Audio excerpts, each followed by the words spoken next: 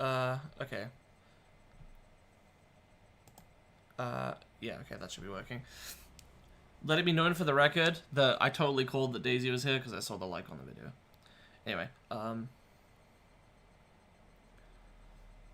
anyway, as I was trying to say, last time we, I wasn't muted. For some reason, it just wasn't picking up my mic. Like, it was set, the device was set to default, and then I changed it to the mic specifically, and then that works. So I guess for some reason the default changed. Anyway,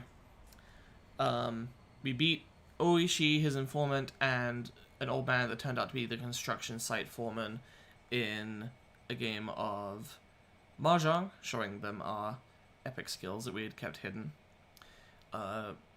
Following that, we were able to get a lead from the informant, and that combined with other information, what do you mean, what did I say?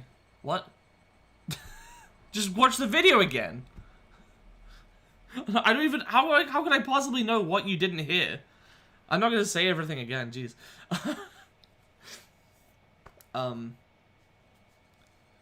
So, fuck, this is a terrible start. I'm getting distracted by shit. Even before the mic problems, I got distracted by my medicine alarm. Following that lead and some other information, we were able to track down the kidnapped grandchild to Takatsudo, a village at the dead end of a road, and we're able to, with Ooishi's help, rescue him from his captors. We'll have to see what this bodes. Yes, Ooishi pounded us. We'll have to see what this bodes for the future of the story and of Mamoru Akasaka himself. We still have not resolved the plot thread involving Rika. We'll have to see what happens with that. So yes, let's continue.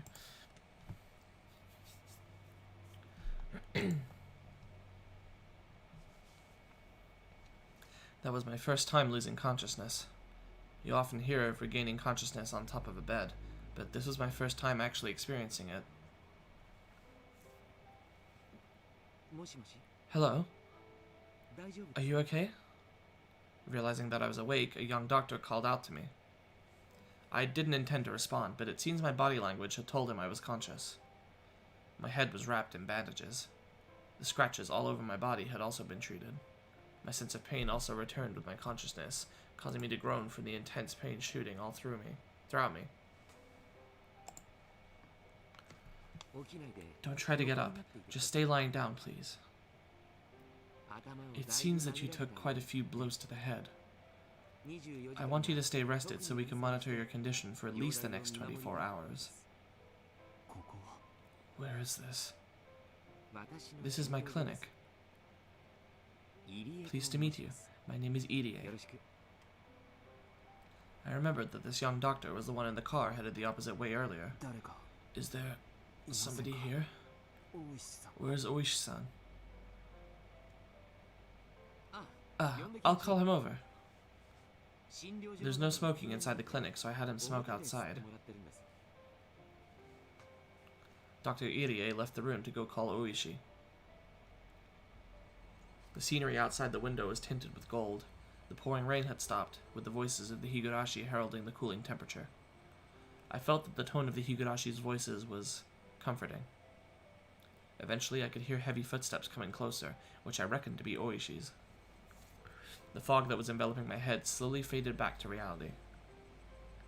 What had happened since then? What had happened to the boy? What about the reinforcements from Tokyo? The door to the room flew open, allowing Dr. Irie and Ooishi to enter. So there's no serious damage, is there? I can't promise that. I assessed the wound to his head was dangerous the moment I saw it. Got it. I want to have a little chat alone with him for a bit. Would you mind? Yeah, go ahead. Call me if anything happens. As if Ooishi ever cared that smoking inside hospitals is not allowed. He's being courteous to Akasaka, I guess. Ooishi, after basically forcing Dr. Irie outside, shut the door. How are you feeling? I did something I'm not used to, so I'm pretty banged up all over.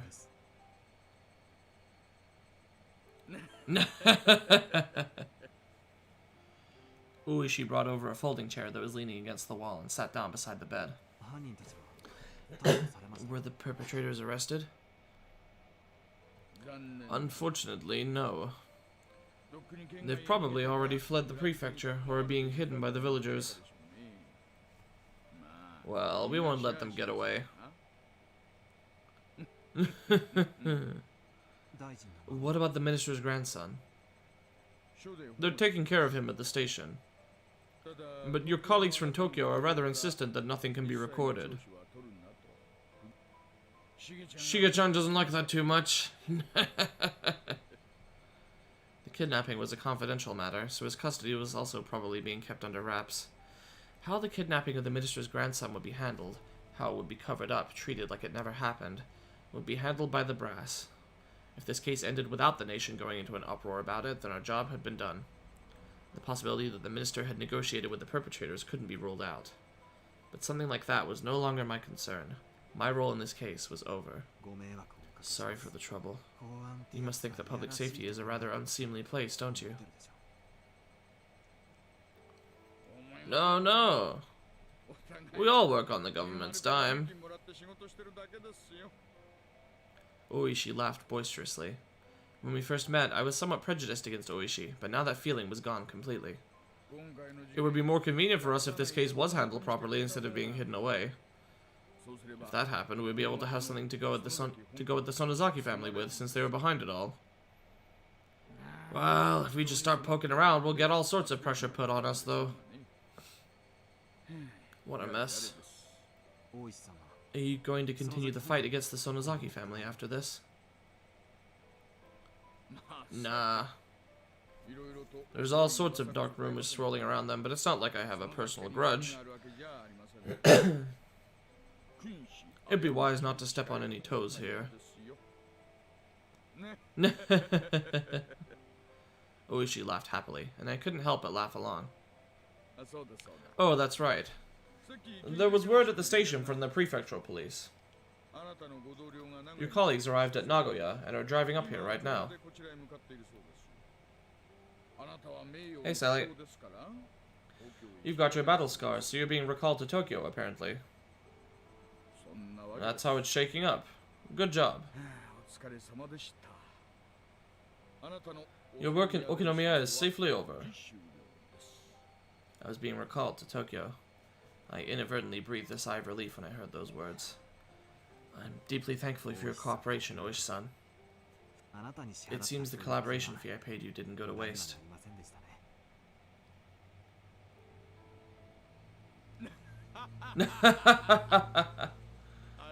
I kind of meant that as a joke, though.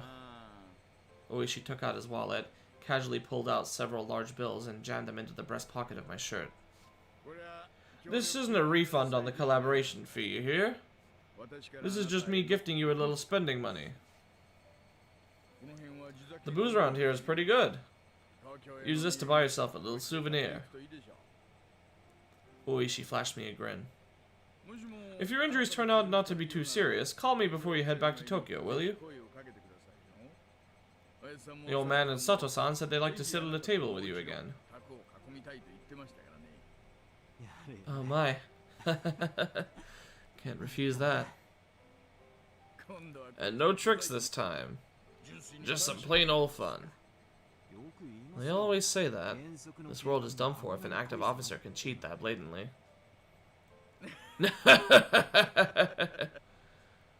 It's not often that we meet someone who's more than a match for us. It's too bad you're going back to Tokyo. When I heard the words "going back to Tokyo" from Ooishi, I was reminded once again that I was relieved from my duties. Soon, Yukiya would be giving birth. It might still be possible to attend the delivery that I had at one time given up on. You've been enjoying my Mario 64 playthrough, Josh. Well, I'm glad that you are then. When I thought that, the pain from my injuries became trivial. I wanted to hurry back to Tokyo and see Yukiya at once.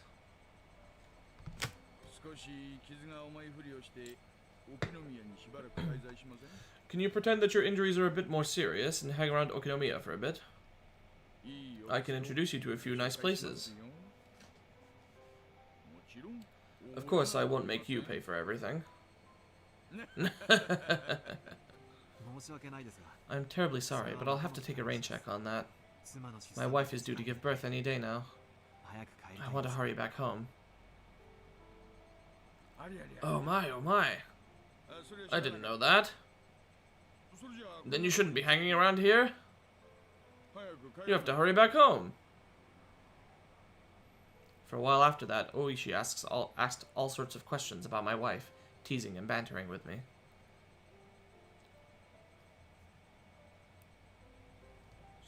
Well then, how do you feel? Think you can get up? Yeah, it's not so bad, thanks to you. I can get up and walk, no problem. I stood up and shuffled around for a bit, which seemed to amuse Ooishi. Nah, I just thought that you might not feel comfortable at the hospital in Hinamizawa. Dr. Irie said he wanted you to stay overnight. But we still haven't caught the perpetrators. For the time being, this is enemy territory for you, after all. Are you saying this hospital isn't safe?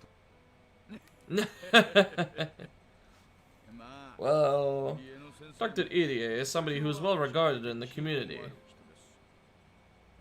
I don't think anything will happen while you're here, but I'm more worried about your mental health. I'm relaxed a bit now that things have progressed this far, but it was exactly as Ooishi had said. When I realized that this was enemy territory, I suddenly felt uncomfortable. With the only thing left for me to do was leaving, the chance that I would come to harm was logically fairly low. But that didn't mean I was completely safe. That's right. If I'm just going to be lying down, then doing it in a hotel bed won't be all that different. Right, right. I also think that's for the best. At that moment, I caught a glimpse of the clock over Ooishi's shoulder. It was the evening. The hours when I could call Yuki at the hospital were almost over. I wanted to tell her as quickly as possible that I would soon be back at her side. I want to call Yuki at the hospital. Is there a public phone in the lobby? You newlyweds are all like this. If I recall correctly, there's one by the register. I'll be waiting here, so go ahead, go ahead. Ooishi, laughing while saying that he was jealous, opened up the window and pulled out a cigarette, even though he was in a hospital room. Yeah, there you go. Appreciative of how considerate Ooishi was, I set out to the lobby to find the phone. The lobby was just a short distance down the hallway from the hospital room. I thought that this hospital was a bit too grand for a village like this, but of course it was nothing compared to the general hospital Yuki was admitted to. Running inside a hospital wasn't the best of manners, but calling hours would soon end, so I dashed over in a hurry. There was nobody else in the lobby. It may have been the evening, but there was nobody at the reception desk. Well, this might actually be lucky for me. I wasn't planning to have a conversation to feel guilty about, but it would still be embarrassing to have someone listen to the conversation between me and Yuki. Taking a quick look around, I soon found the payphone. Digging around in my pockets, I grabbed a few coins. I was calling Tokyo from here, so I would burn through this amount fairly quickly. I picked up the receiver and inserted a coin, then dialed the number for Yuki's hospital, which I had completely memorized at this point.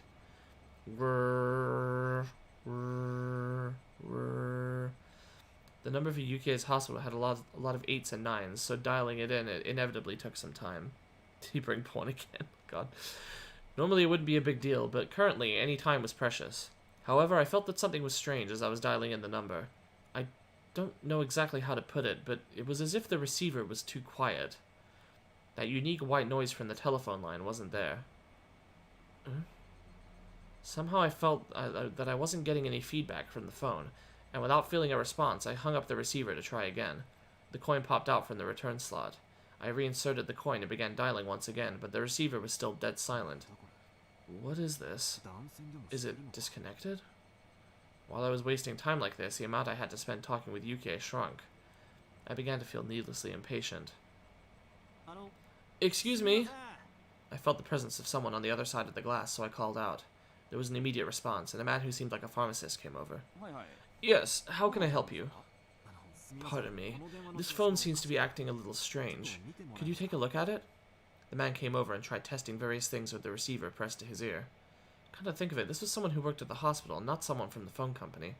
Just as I didn't know much about phones, neither would he. Huh? What's this? The man held up the cord that connected the phone to the wall. It was completely severed. What the heck is that? Well, this is a dilly of a pickle. Can't do anything with this until somebody from the phone company comes and fixes it. If you're looking for a phone, do you want to use the one in the office? I didn't want the people in the hospital office around while I was talking. Is there another payphone close by? Let's see, if you leave here and follow the road, you'll come out into the shopping district. I think there's a smoke shop on the corner around there. If you head that way, you should be able to find one soon enough. I was dressed in a hospital gown. I was wearing sandals on my feet. My head was wrapped in bandages. Just looking at me, you could tell I was a hospital patient. And no matter how you looked at it, I was not dressed to be wandering outside. But that's where the impetuousness of youth came in. Choosing the chance to talk to Yuki for even a little longer, I headed outside in my current state. Followed the road to the shopping district. Should be able to find one soon enough. With only those 2 lines as my guide, I ran outside the gates of the hospital. With the village nestled in a valley, when the sun set, it got dark quickly. The sparse streetlights lit up enough to start attracting moths. The Higurashi, knowing the time for their chorus was soon at a close, redoubled their fragile cries. Finding the payphone wasn't as easy as the person at the hospital had suggested. Was it still up ahead? Did I miss it already? Was I just getting farther away?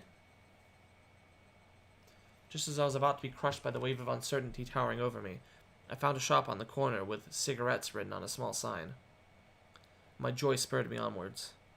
Just as I had heard at the hospital, set next to the counter of the cigarette shop was an antiquated payphone.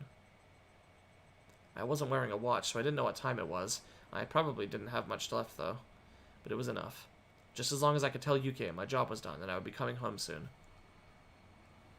Picking up the receiver, I slid a coin down the slot. But I felt that something was strange, just like at the hospital. Even after inserting the coin, the phone showed no response. I hung up the receiver and tried putting in the coin one more time.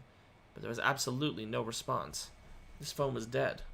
The phone's dead, Will! Look, Carlton, I'm not a killer! Anyway, it couldn't be.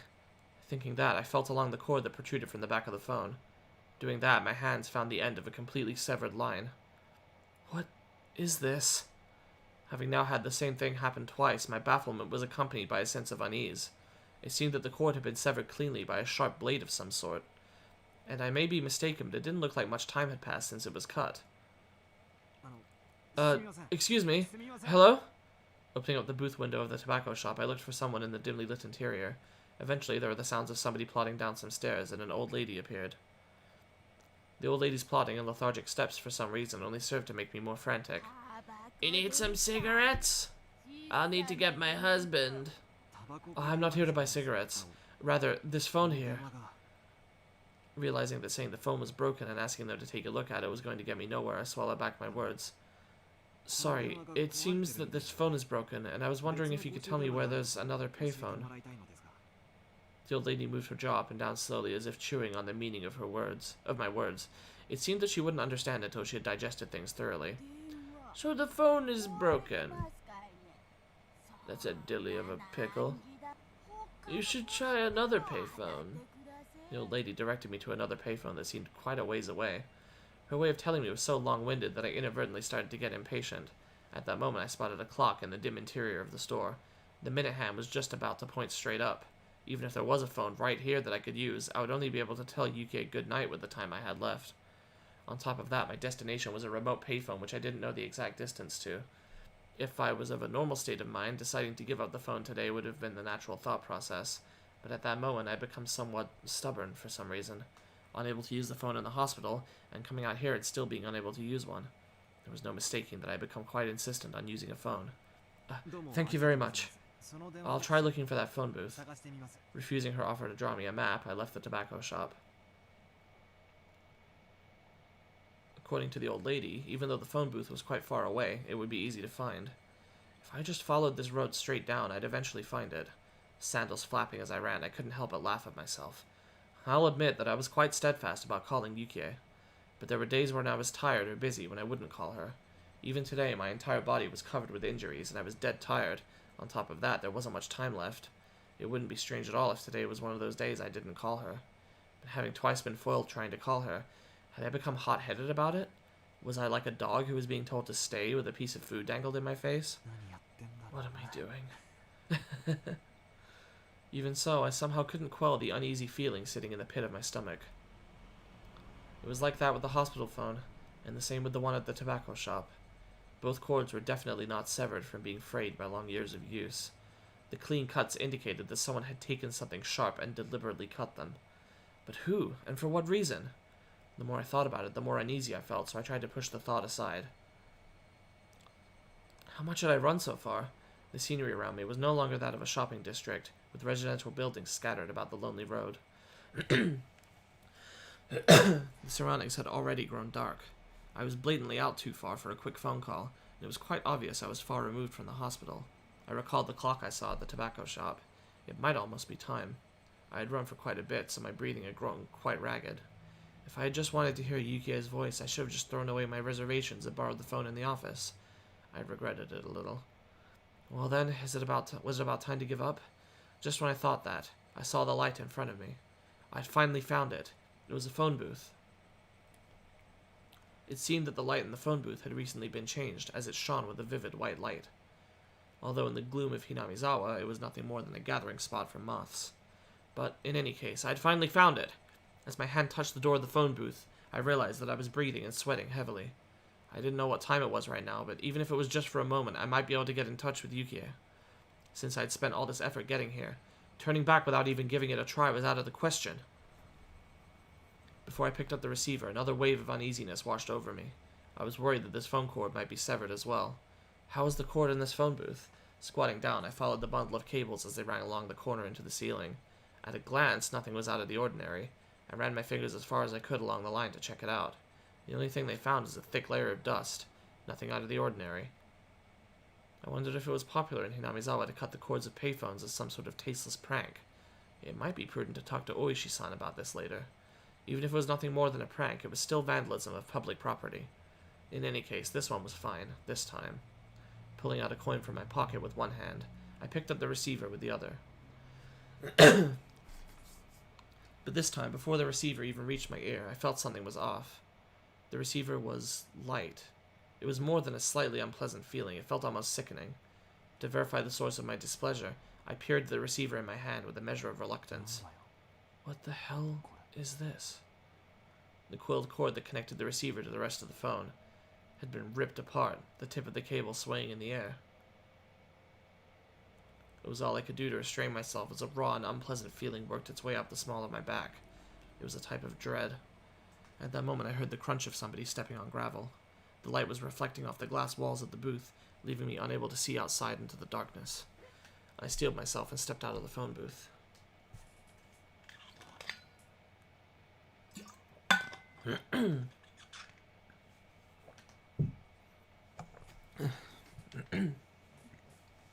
The inside of the booth was lit with that strong light, which might have made it warmer in there. Just stepping outside, I could feel a chill wash over me. And there was the silhouette of a person. A small silhouette. You're... The long hair of that silhouette was blown about by the cool breeze. Injured people shouldn't be sneaking out of the hospital. Somewhere in my head, I knew who this girl was. I didn't have any basis for it, but I knew that she was that girl. Right, Akasaka? She, Rika Furude, said that almost like it was a warning. Did you do this to the phone cord? Her expression remained Oh yes, talking to a child, definitely pedophilic. Her expression remained unchanged, and my question was left unanswered. In other words, no response. Regardless, I felt that she had affirmed my suspicions. Why would you do something like this? Why? The last word had a tinge of anger behind it. I frantically tried to smooth things out, but she didn't seem very afraid. There's nothing that can be done. Huh? I interpreted her words as meaning that I wasn't going to be in time for calling hours at the hospital. But thinking about it, that would have been a strange thing to say. Why would she know something like that? I could take what she had said to have any other meaning. She just stood there like a mannequin, not even moving an inch.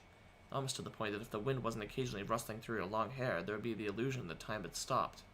I know very well that you think I'm creepy, Akasaka. Huh?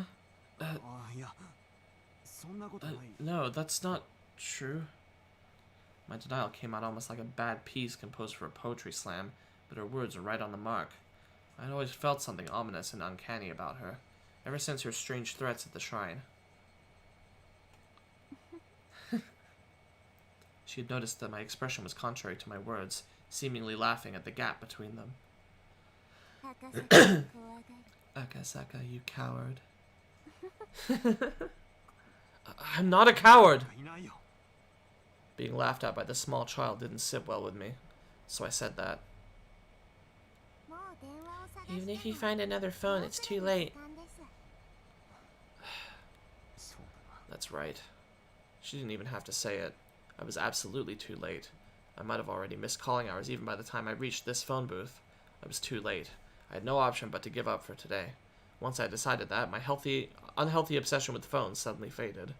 Even I thought that it was strange that I was that obsessed. That strange obsession now gone, I began to laugh at how hopeless I was. I mean, just look at what I was wearing. It wasn't normal. A hospital gown and sandals. My head wrapped in bandages and my body completely soaked in sweat. It was a wonder that the old lady at the tobacco shop wasn't surprised to see me. With wanting to hear Yuki's voice as my motive, I traipsed around the town the entire evening. I didn't know whether to call it the follies of youth or simply plain embarrassing. In any case, it was all I could do but to laugh at myself. Now, there's nothing left for Akasaka to do tonight. You're right. There's nothing. I'll just quietly return to the hospital. That's fine. Do you know the way? I hope I do. She waved her little hand as I began to head back the way I came. She began to follow alongside me. Looking at her face, I could see that she wore a mischievous smile, as if she was extremely interested in whether or not I would get lost. Is Rika-chan's house also this way? It is. Won't your parents be mad that you're walking around alone at this hour? Not really. My parents are busy today, so they probably forgot about me. Even then, it's best if you head on home. They'll definitely be angry. Even if they are, it's much more interesting to talk with Akasaka, so I'm fine. She said that with a face free from worry as she looked up at me once more and smiled. When she showed me that smile, the eerie feeling surrounding her faded. But even then, she was still as mysterious to me as ever. We arrived at the corner I had turned at earlier, but it was much darker than before, and with the point of view changed on the return trip, I wasn't very confident that this was actually the corner I turned at. There was no mistake, it had to be this corner. As I began to move my feet again, the girl grabbed onto my clothes. Isn't Akasaka going back to the hospital? Of course. At least, I intend to. Am I going the wrong way? A short moment of silence. Eventually, still holding onto my clothes, she began to walk. It was the beginning of the walk to the hospital this mysterious girl would take me on.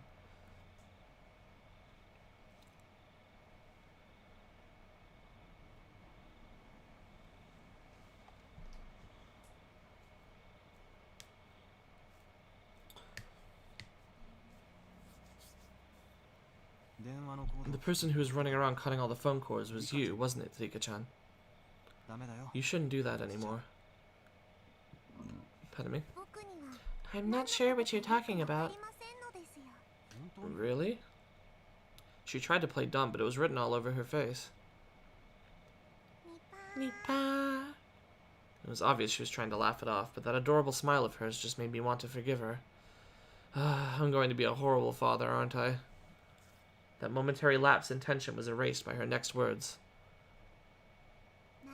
It's good that they found the grandson safe and sound. Unable to respond right away, I sunk into silence. I had already learned this from Sato-san's info, didn't I? This girl, no, this entire village, knew everything since the moment I set foot in it. I considered playing dumb, but in the end I chose not to. With everything being known already, there was no point in me feigning ignorance. Somehow. That's great. Now you can go back to Tokyo. Thank you. Are your injuries bad, Akasaka? Dunno. I haven't heard anything from the doctor yet, so I don't know if they are or not. Huh? Come to think of it, I vaguely remembered being told to lie down and take it easy for at least 24 hours. Did that mean bed rest? The wounded shouldn't be sneaking out of the hospital. People shouldn't be cutting phone cords. Me... I have no idea what you're talking about. And I don't know what you're talking about either. As we played dumb with each other, we both laughed at the same time. If somebody saw us laughing at each other like this, it would probably bring a smile to their lips. The chances of Akasaka leaving this village alive weren't very high. I don't want Akasaka to die, so I'm glad you're leaving the village alive. Rika-chan, you knew who I was right from the beginning, didn't you? She said nothing but gave a firm nod. Well then, I think you know this, but we're probably somewhat of an enemy to the people in this village, I would think. But you still gave me lots of warnings.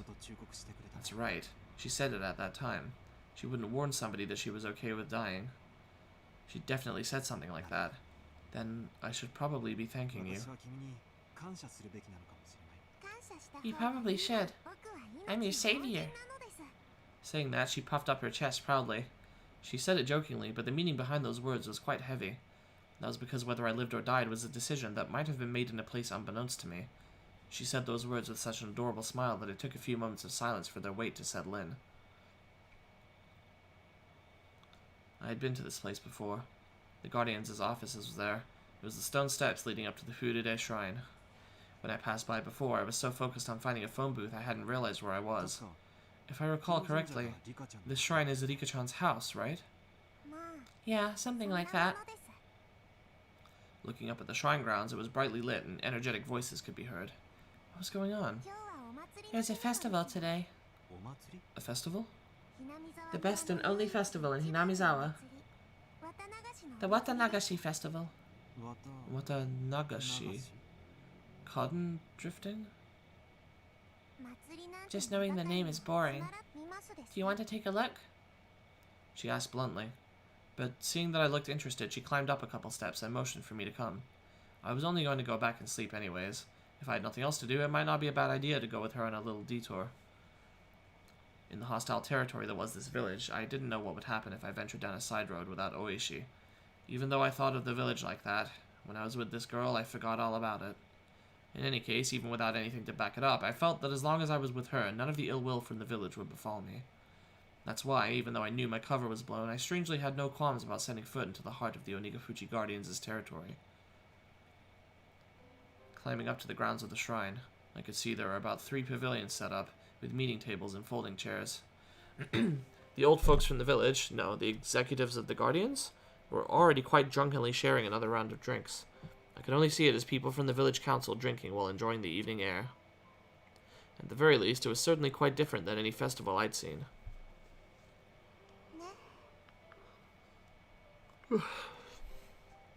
See? It's quite a boring festival, isn't it? This certainly doesn't look like a festival. It's a festival that's happened since long ago, but as you can see, it's not like it used to be. As if to chide the old folks, she said that while looking at them with an exasperated expression. You really couldn't call this a festival anymore. It was just a bunch of neighbors getting together to drink under the guise of a festival. I feel sorry for the deity being celebrated here. Give this sorry excuse for a festival 5 or 6 more years, then everybody in the village will start coming. The ceremony will also be done properly. It'll be a respectable festival again. What she said was not so much wishful thinking as it was the telling of a future that had already been determined. She wasn't even predicting it. It was almost like she was simply reporting the results. That's how it sounded. Even though it was baseless speculation, the way she said it wouldn't let me interject. It was the same way she talked when she changed. While I struggled to find the words to reply to her, she wandered over to the other side of the grounds, not minding me at all. Not in a state where I could afford to be left behind, I hurriedly followed after her. Passing through a copse of pine trees, a strong and cool breeze ruffled my hair. There, from that one evening, was the splendid observation platform the girl had shown me. As it had grown completely dark, the modest lights littered across the nightscape were providing a different type of scenery. Looking at it like this village seems tranquil. She said that with an indifferent look on her face. Just the other day, you said that this village definitely wouldn't be submerged by the dam, didn't you? She didn't reply, seemingly relishing in the feeling of the wind blowing through her hair. Didn't that mean, at that point in time, the minister had already complied with the demands?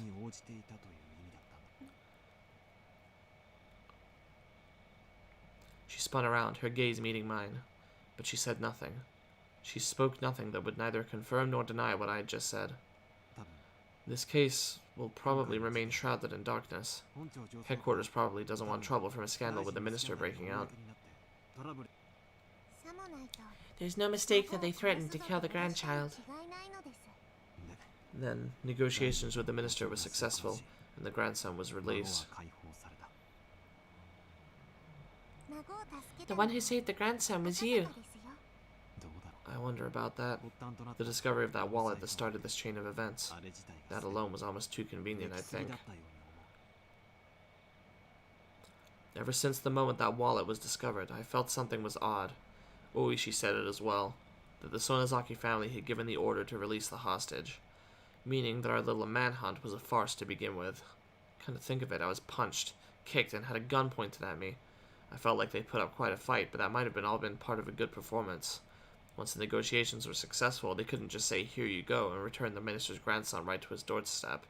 They knew that public safety had realized that this was a kidnapping case and were moving in on it. That's why, due to the actions of public safety, the grandson was able to be rescued safely. So the minister didn't give in to any unreasonable demands. That type of performance was necessary. I don't know about these difficult things. Likewise, even for me I can't make much sense of it. But there's one thing I can be certain of. Huh? It's just as you said. This village won't be submerged. The dam project will soon be over. That wasn't something an officer of the law should be saying, but I naturally let those words slip from my mouth. This villager may have stirred up all sorts of trouble, but that was because they were protecting their homes. If someone just decided by themselves that I had to leave the house I was used to living in, I would resent them as well. On top of that, it wasn't a place like mine where I just happened to be renting it, but a place that their families had lived for generations. It might be ignorant to call their desperate resistance an overreaction. I might not really be qualified to criticize politics or bureaucracy, but deliberately building a dam on land that was loved by its residents wasn't something I could get behind. Still, aren't you glad? Holy shit, that scared the fuck out of me. Why would that be? At the very least, with this, peace will return to this village. Even though the minister promised to use his considerable influence to cancel the project, it would probably take more than a few months before it would be completely scrapped. At the very least, it would probably take 1 or 2 years. For the villagers to officially hear that their village wasn't going to be submerged at the bottom of a dam was still a ways away. But it was no mistake that the promise of peace returning to the village was there. It turned out from beginning to end that it had already all been decided. Just as the girl had said, it was decided. There wasn't really a need for me to come here in the first place. There was absolutely no need for me to have come here and aggravate an unpleasant situation. If I'd never come here, then the grandson's release might have been done in a more amicable manner. Peace? In this village? When I nodded, she laughed as if to admonish me, but her face remained indifferent, expressionless. And then her eyes narrowed slightly as she snickered. Even though every year from now on something bloody will occur? Rika-chan, what are you talking about? As the wind blew her hair about, the girl, as if taking pleasure in that I was the only one who didn't know, continued to snicker as she looked at my face for a while. You see, in a few years, I'll be killed. Huh? Backlit by the moon, it was hard to tell if her expression that had been cast in shadow was smiling, amused, or resigned. You will? Why? It's a very unpleasant thing, though. It's also probably been decided already. Decided already? Who would decide that sort of thing? I'd like to know that as well. Turning back to face me, she showed me a resolute expression for the first time, and after staring into my eyes for a moment, she turned back to gaze at the scenery before she spoke her next words. There's a lot of people who have no regard for human life. Even if I tell you this, it might not change anything, though. But if you want to erase the specter of death, sometimes, like with the reflection of the moon on the water, all you have to do is throw a small stone. I had no idea what she was trying to say. It's just, I had to listen to every word with my body and soul, or at least that's what I thought. This day next year. Yes, June 1979, on this day, the foreman of the dam construction project will be killed. What? For a moment, I couldn't comprehend what she was talking about. By the foreman, did she mean that gruff old man I played Mahjong with? But... be killed? What makes you think... She didn't answer, but she had the same expression on her face as she did when she declared that the dam project would go away. That wasn't the face of somebody making a forecast or a prediction. It was something that was already decided. No. It was as if she was already reporting the results. That sort of expression. After being killed in a gruesome manner, the body will be torn apart and disposed of. Murdered and dismembered. The next year, in June of 1980 on this day, Satoko's parents will be pushed to their deaths. Satoko? It was the first time I heard that name, but I didn't have the courage to interrupt the girl's story. It might be an accident. An unfortunate accident. The girl smiled faintly, but she wasn't exactly encouraging me to smile along with the lifeless look in her eyes. And then the year after that, this day in June of 1981, my parents will be killed. And then the year after that, this day in June of 1982, Satoko's abusive aunt will have her head split open and die. And then the year after that, this day in the June of 1983, or possibly a few days afterwards, I will be killed. If all the deaths are preordained, then the last one would also be all according to plan. But then whose plan would it be?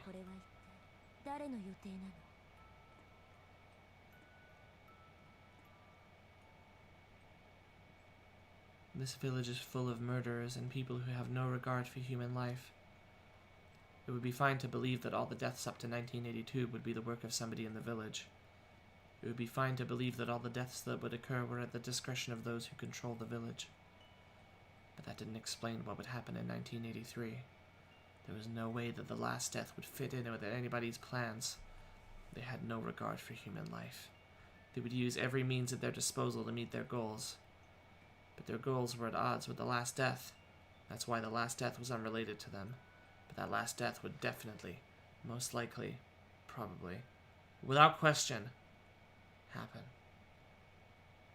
Probably, definitely, I dare say. The last death would be a merciful one, a handkerchief on something being placed over their mouth, making them lose consciousness, never to wake up again. Exactly whose plan was that? I want to live happily. That's my only wish. Surrounded by my precious friends, spending our days enjoyably. Only that. I don't wish for anything more than that. Arika-chan. I don't want to die. The girl, stoic as ever, let those last words slip in the end.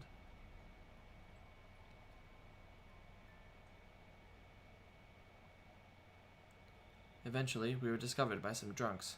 The girl, as well as I, were dragged back to the festivities. Everybody was completely drunk, so even when they saw my head completely wrapped in bandages, they wouldn't let me leave. Well, certainly if I was in good enough condition to slip out of the hospital, it must not be that serious. The girl was mingling with everybody, being pampered like a kitten. Her expression was adorable, nothing like the one from just before, predicting her own death and whispering that she didn't want to die. Having said that, having a silly and lively conversation like this, it was hard to believe that these people were the core of an extremist resistance group. Even if it was a shell of its former self, it was a festival where people in the village gathered, so the 20-some-odd folks here should have been included some of the village executives and other important members. Among those, there was no doubt that there were members that were at the Sonozaki family council in attendance. Meaning, even if we never met face to face before, there were people here who knew my identity. In a small village like this, they knew the faces of all the villagers that lived here. That's why, without even saying anything, it soon became obvious that I was an outsider. But they actually seemed interested by that, asking me all sorts of questions about Tokyo, drinking while musing on the faint relationship the city had with the villagers, and emphasizing with the rather meager environment. The confidential talks of the minister were finished. His grandson was in police custody. Everything was over. I might not have to be put in another perilous situation. To me, they were only my adversaries because of my job. Outside of that, there was no reason I couldn't be friendly with them. The next time I visited this village, would it return to being a tranquil and beautiful place? If that happened, I might be able to take a relaxed walk around the village with her again. My cup was once again filled to the brim with beer. By the time I was able to get away, it was the middle of the night. The girl had, at some point, disappeared. It seems that her parents had told her to go home and sleep when she let out a large yawn. The old folks, who had absolutely no remorse for making an injured person hang out with them, told me as much as they laughed. I was just there drinking, so I had thought to help a bit with cleanup. However, my help was refused on the grounds that I was a guest. On top of that, they had a car prepared to take me back to the hospital. Losing the battle against my sleepiness inside the car, I was sound asleep until we reached the parking lot of the hospital. The front door of the hospital was naturally locked at this hour. I wandered around bewilderedly searching for a back entrance until somebody on night duty found out and let me inside. Where were you this late at night? Dr. Irie was worried, you know. Sorry for the trouble. I was held up by the people having a festival at the shrine. Oh, they did say something about everybody in the town council getting together for a drink. My condolences. Are your wounds alright? They're throbbing a bit. It's probably because of the alcohol, I think. Oh, that's right. The detective that was with you wanted to get in touch. Oops. I kept Ooishi-san waiting. I glanced at the clock. No matter how you looked at it, it was way too late to call him now. I'll apologize to him tomorrow over the phone. I returned back to my hospital room and slipped into the bed that was still unmade from the time I went outside. Oh, that's no good. I have to turn off the lights. But my weariness had cut the cord powering my body, lulling me into a deep sleep.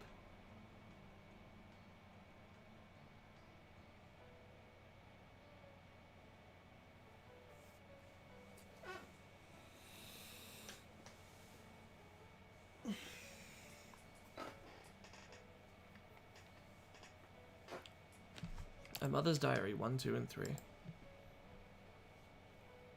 Achievement unlocked. Prophecy at the beginning.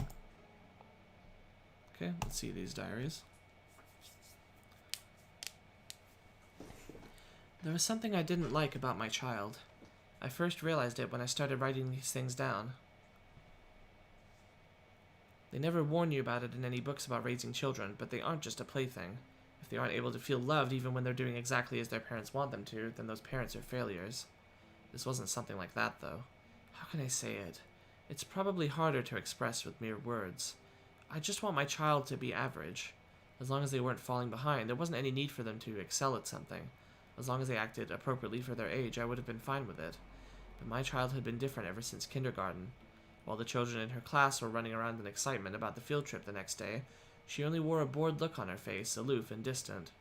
When the other kids broke the equipment for the athletics festival and were apologizing fervently, she only wore a bored look on her face, aloof and distant. When the teacher was reading a fun picture book, only she wasn't smiling. Even if they all got to eat a delicious bento, only she wasn't happy. How did Zika know everything? Who knows?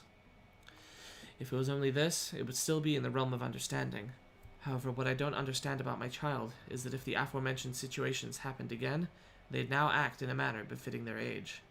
I don't understand the principle behind that as a parent. Why were they indifferent about that field trip, but happy about this one? Why were they indifferent about that picture book, but happy about this one? Why were they indifferent about that bento, but happy about this one? The former and the latter in each situation seem exactly the same to me. There was even times when I thought the former one was better. I don't understand that child's feelings. During parent-teacher meetings, the teacher always says the same thing, and I would always respond that I don't understand my own child, and we would mope together. My husband, always the optimist, once said that a young child's feelings were different from an adult's, so if there were some things we didn't understand, we shouldn't worry about it. I lament his lack of urgency. One day when I was in a good mood, I took the effort to prepare a menu that my child would enjoy, but she only smiled with a vague expression of disinterest. That attitude frankly made me angry, so I hit her on the head, on a day when the weather was nice. The laundry I had just hung up to dry was blown by a large gust of wind, causing the entire line to fall down. But she, watching me try to pick out the laundry in a panic, stood there laughing. That attitude frankly made me angry, so I hit her on the head. I think the same sort of thing happened countless times. Before I knew it, my child was only able to look at me with an indifferent expression on her face. I regret the fact that I've been a bad mother.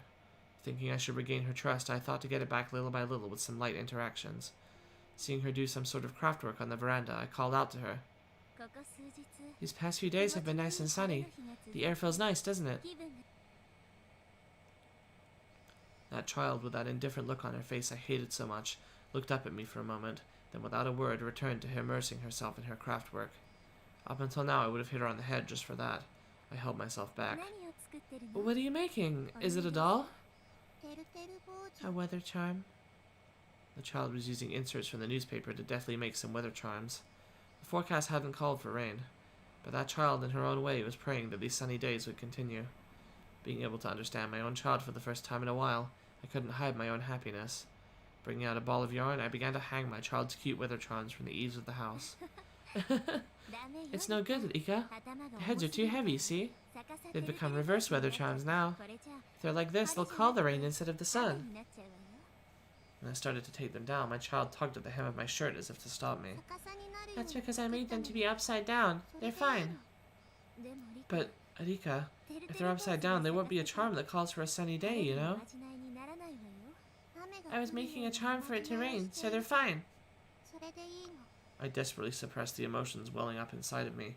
I was trying desperately to understand my child. Oh, I see. The morning glories in the garden were starting to get a little wilted from all the sun, so you wanted some rain, right? That child turned to me with the expression that I hated the most. I got bored of the clear weather. I don't understand. I don't understand. I just can't understand that child.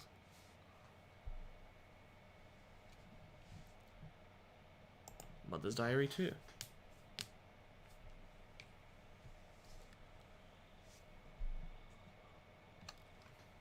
During the family council, she buried herself under Oryo-san's futon again. Oryo-san dotes on her unwaveringly. No matter whatever insolence my child commits, she doesn't mind. It's almost as though my child is a kitten or something. Oryo dotes on her exactly like you would with a kitten. As her mother, I chided her for doing that. Until Oryo-san had said 3 times that it was fine, I chided her as a formality. Of course, she never lends an ear to any of my chidings. Knowing that Oryo-san's standing was far above mine, she behaves like that. I don't like the cunning that's unbefitting of her age, either. In any case, not only Oryo-san, but the rest of the old folk in the village spoil her too much. One day, I was surprised. By chance, on the way back from some shopping, I saw her by herself just outside a candy shop. My own child suddenly grabbed a snack, opened the package right there, and then started eating it. She didn't make any attempt to pay for it, and she didn't even think of looking around. It didn't even feel like she was shoplifting, more like she was brazenly eating snacks that were offered to her. When I began to admonish my child, the elderly shop owner appeared and covered for her. The owner gave the ridiculous excuse that he had said it was okay for that child to eat any of the snacks out by the entrance, so it was fine. When I tried to pay for the snacks that my child had eaten, the owner refused my money. During that exchange, more old folks had suddenly gathered around, and it began to feel like I was the one in the wrong. The elderly people all put their hands together reverently in front of my child and repeatedly voiced their respects. I was born into the Furude family, so it's not like I didn't know why she was being treated specially. When I was still young, it was something I heard often from my grandmother. If by chance the child that I gave birth to was a girl, that child would be the living incarnation of Oyashiro-sama. All the older folk believe she's the living incarnation of Oyashiro-sama and spoil her rotten. And not only did they spoil her, but they even told her she was the living incarnation of Oyashiro-sama, that she had a divine power and threw all sorts of strange folk tales her way. So she may have begun to believe that she herself was a special existence. I went around and told everybody that it wasn't good for her upbringing, so to stop telling her all these strange things. But there was no uprooting the elderly people's deep-seated superstitions. I told my child not to listen to them, but it ended up being that she stopped listening to me. Between all the old folks in the village who would dote on her, and myself who only scolded her, there was no wonder who she would listen to. There was no mistaking that the reason she had become strange was because of the elderly villagers. There was no doubt that they had shoved her full of strange folk tales and superstitions since she was young. If it wasn't for that, there was no doubt my child would have been cute and normal.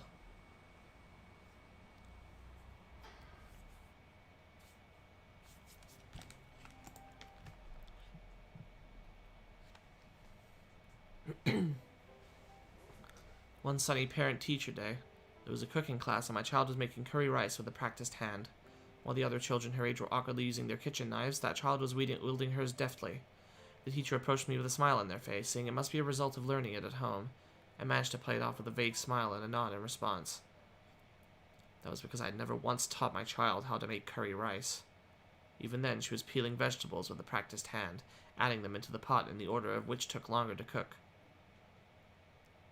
For a normal parent, they might unintentionally clap their hands together, happy at their child's actions. But in my case, it was different. There was no mistaking that somebody had taught her how to make that curry rice when I wasn't taking care of her. Thinking that, I quietly fell into an unpleasant mood. When I asked, it seemed she could also sew and do the laundry. I'd never taught her how to do those, and again, never saw her do it around the house, be it cooking or sewing or the laundry. Again, that was probably because the elderly villagers taught her all sorts of rubbish when I wasn't looking. And not only that, they probably taught her all sorts of strange superstitions, trying to prop her up as the living incarnation of Oyashiro-sama. I said as much to my husband, suggesting that we should keep our child away from the elderly folk, but my husband, who was in the position of being the head priest of the Furude family, had little power against the elderly who supported it. He took the rather uncommitted stance of saying that as long as she was being doted upon, wasn't it fine? I argued against that she was our child and should be a completely normal girl. Then what the elderly were expecting, that she was the living incarnation of Oyashiro-sama, was simply odd. The elderly villagers believe that child has divine powers. We would discuss the weather for the following day, but there were many times when I left the house without an umbrella and came back soaking wet. Rather than having clairvoyance, that was just second-hand knowledge for her watching the news all the time. The things that she knew that she shouldn't have known were just a result of the people who were trying to indoctrinate her, and the people who were gossiping to getting together in the village. However, there certainly were days when everybody thought it was going to be sunny all day, and that child would stubbornly not go out without an umbrella. It would occasionally rain, and in the end we would be saved. There might have also been times when Rika knew of major accidents in foreign countries faster than the news did. I thought that she must have heard it break over the radio or something, knowing things she shouldn't have. Something like that. Was it in front of me right now? Was in front of me right now, wasn't it? That child was making curry rice when there shouldn't have been anybody who taught her how to.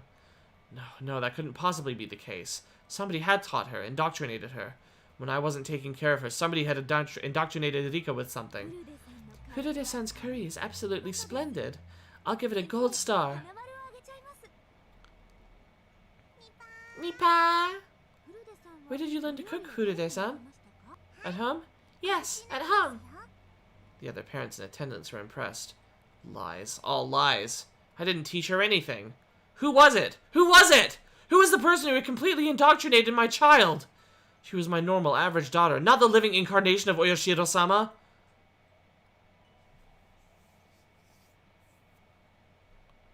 Achievement unlocked. Detective Himatsubushi. That's all the tips then. Got one more chapter. Let's go ahead and round this out.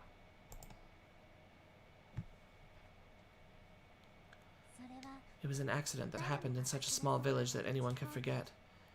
One day after the tragedy had come to a close, just as the scars had begun to heal, a young man thinks nostalgically of the little girl he once met.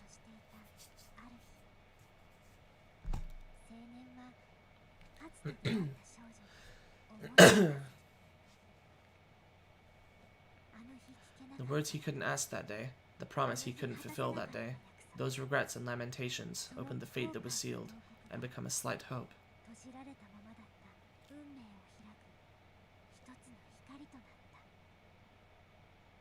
Himatsubushi. Fate isn't only about happiness, but there is no one that would wish for unhappiness. How dare my child know something without my permission? I can't believe the words that are coming out of my kid's mouth. Midsummer, 1985. Papa! Are you there, Papa? Huh? Oh. Are you alright? Were you having a scary dream? Miyuki was sitting next to me. I quickly patted her head after hearing her say that.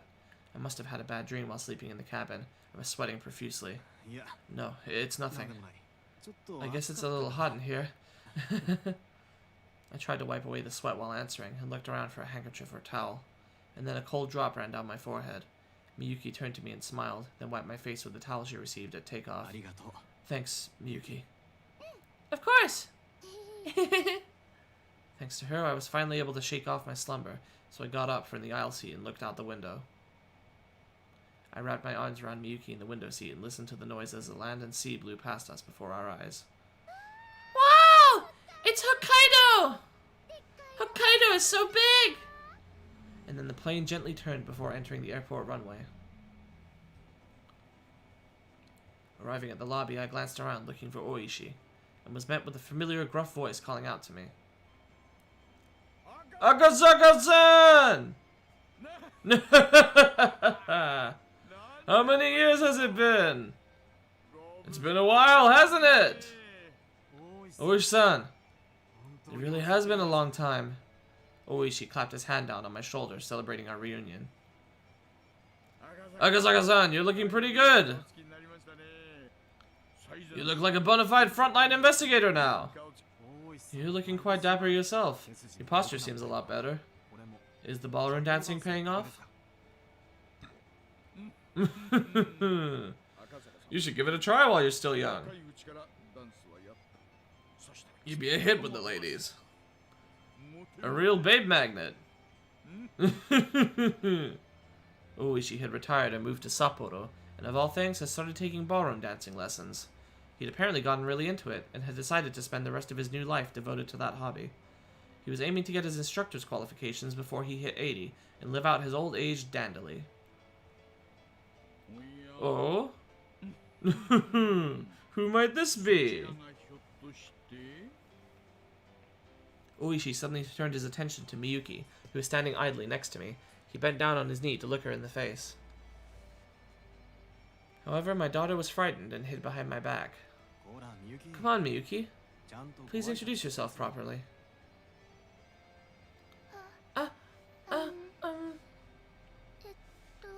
She was staring at Ooishi with a dubious expression while tugging at the hem of my shirt. She's usually not this shy. I wonder what's wrong. Sorry about that. She's usually not like this. Oh no, it's no problem. This old man just has a scary face. If you don't mind, could you tell me your name? I'm Miyuki Akasaka. I'm 7 years old. Nice to meet you. Great, that was a good introduction. I expect no less from Akasaka-san's daughter. Ooishi gently stroked Miyuki's head and smiled as though she were his own grandchild. After finally seeing that, Miyuki smiled in relief. Shortly afterwards, Miyuki told me that she was just doing what I'd told her to do, be careful around strangers. Ooishi overheard that and let out a hearty "Wah-ha-ha-ha!" shaking his body while laughing and walking. I let myself into Ooishi's car, and we headed out towards the Hot Spring Inn. I'd originally intended to crash at Ooishi's place, but Ooishi was quite obstinate that his home wasn't suitable for that, so it came to this. At the inn, we relaxed while soaking in the hot springs, then ate a delicious feast until we were full. Miyuki had a little of the Mongolian barbecue and was delighted with it. After our bellies were swollen, Miyuki grew sleepy and went off to bed. Then Ooishi and I reminisced about the time we played Mahjong together in Hinamizawa. It seemed that to celebrate our reunion, Ooishi had looked for people who could play. But unable to find a suitable candidate, we had to give up on putting together a table.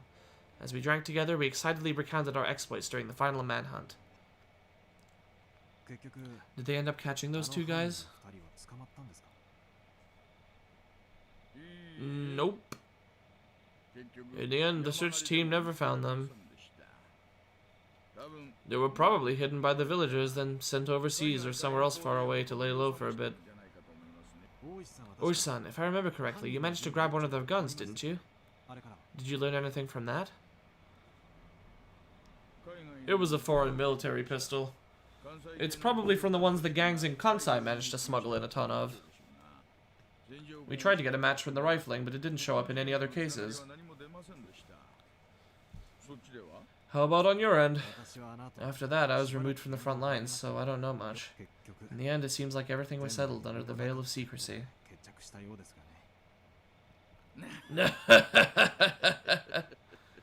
Ooishi smiled wryly as he sipped his chilled drink. What happened after that? Sure was tough, huh? It has been 7 years now? Yeah. We held the memorial service a few days ago. I've become estranged with my father-in-law lately, so it was rough getting everything ready.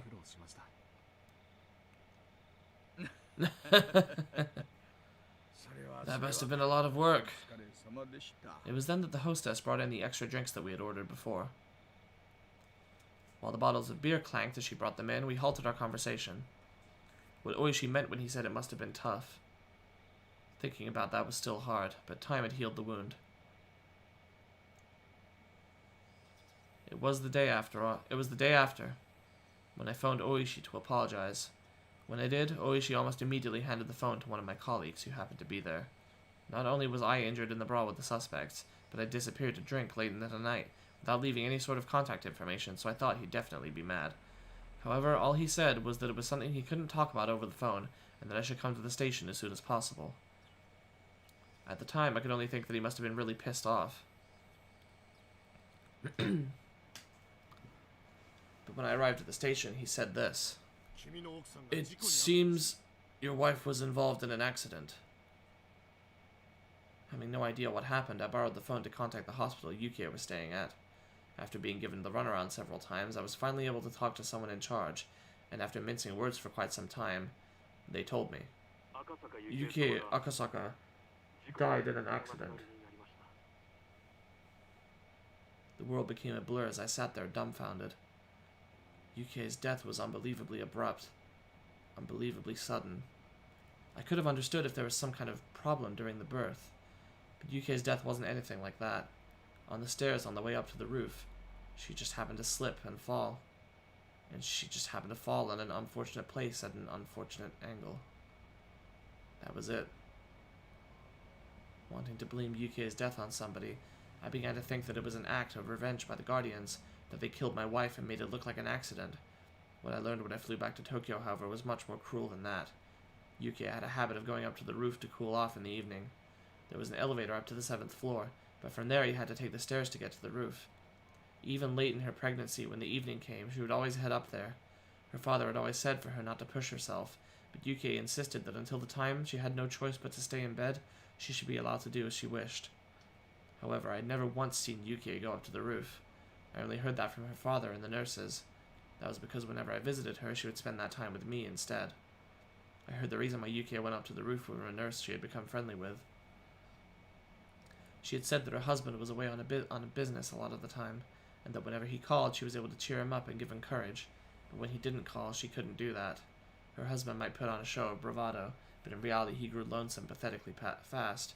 She was probably just the same. Whenever he left for business, not clear when he'd be back, she felt very lonely. Whenever she cheered him up, she was actually cheering herself up as well. That's why, whenever he went far away for an important job, on the evenings he didn't call. At the very least, she felt that standing underneath the same sky, her feelings would reach him. At that moment, I remembered the words that girl had told me. That it was best if I let it go back to Tokyo right away. Otherwise, there would be something I'd regret horribly. Yes, that's it. Because I was away on business that day, Yuki had headed up to the roof. Had I known that this would have been the result, had I done as the girl had said and dropped everything to head back to Tokyo, I might have been with Yuki on the day she died. If I was with her, she wouldn't have gone up to the roof. The day my wife died. Oops. Nope. Was on the evening of the 3rd day of my trip. Yes. It was right before the time I had the sudden urge to hear Yuki's voice, and ran around the village trying to find a phone. The girl had gone around and cut all the phone cords.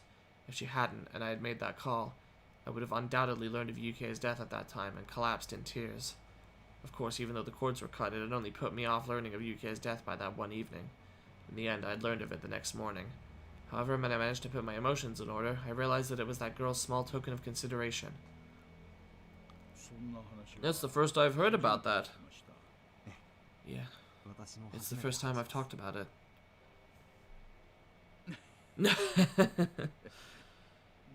Could it have been a coincidence? She doesn't have any special powers or anything. Aren't you the one who told me, Ooishi-san, that she might be the reincarnation of the god called Oyashiro-sama? Well, yeah. The old folks in the village believed that Rika Furude had divine powers. Divine powers? Ooishi had originally said it as a kind of joke, but realizing that I was serious, he slumped his shoulders. I don't know if it's the truth or not. They said that she did things like prophesize the future or talk about things she should have no way of knowing. And that she was clairvoyant, that it was divine revelation. Well, all sorts of things. Of course, they couldn't give specific examples, though. She prophesied Yukie's accident. Ooishi tried to laugh it off, but out of respect to my deceased wife, he kept it restrained. Does that mean an active and capable investigator from the Metropolitan Police Department believes in divine powers and curses? Having him say that so bluntly, I couldn't respond. Of course I had no intention of believing in such odd things, but he could only say that because he didn't know what I did. Oh, hey, Play. Glad the power came back. Since I'd met that other girl, who both was and wasn't Rika Furude, I couldn't deny the existence of any otherworldly entity. Of course I can't deny that it might not have been prescience, but rather a warning. Not prescience, but a warning. If what that girl has said was a warning about Yukie's accident, then things became much easier to understand. Basically, the line of thinking became that it was a threat. Because I didn't go back to Tokyo, my wife was killed in a way that made it look like an accident. Not satisfied with the investigation into your wife's accident? Of course, I suspected foul play. I pored over the results and even carried out my own personal investigation. There weren't any witnesses to Yukie's fall. There was the possibility that someone had hidden, waiting to push Yukie down the stairs. However, the cleaning ladies frequented the roof to hang laundry, and the security cameras on each floor hadn't recorded anything out of the ordinary. There wasn't anything else set up on the stairs, and I was unable to find anything suspicious. In the end, even after my personal investigation, I can't think that anything else happened other than a simple accident. Well, of course. These were the guys that took the minister's grandson hostage. It wouldn't be impossible for them to push a lone pregnant woman down the stairs without leaving any evidence. Ooishi's expression had completely sobered up. They murdered your wife? When Yukie died, I thought that as well. More precisely, I wanted to blame somebody, so I created the most viable scapegoat. But without any clear evidence, that violent notion faded, along with the wounds in my heart. Did that girl know beforehand about my wife's death and was threatening me? Or did she prophesize that death and was offering me a road to salvation? If I had to choose between the two, I would tend towards the latter.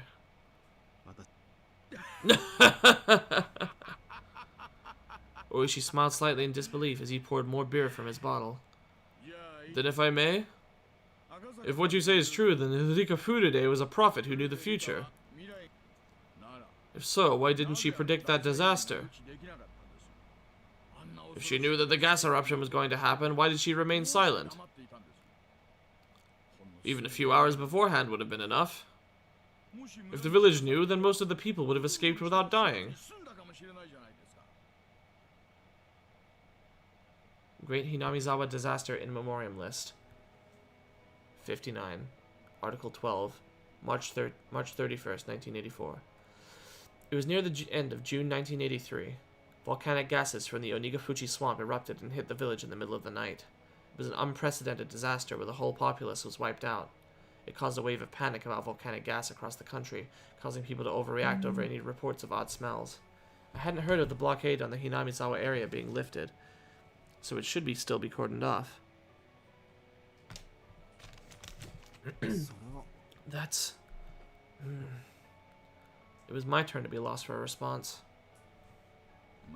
Well, if Rika Furude, the reincarnation of Oyashiro-sama, was killed, then the village might have incurred the god's wrath, making him call forth the miasma from the swamp to kill everyone.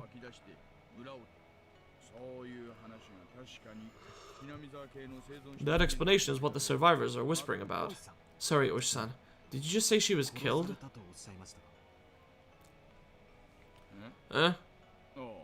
Yeah.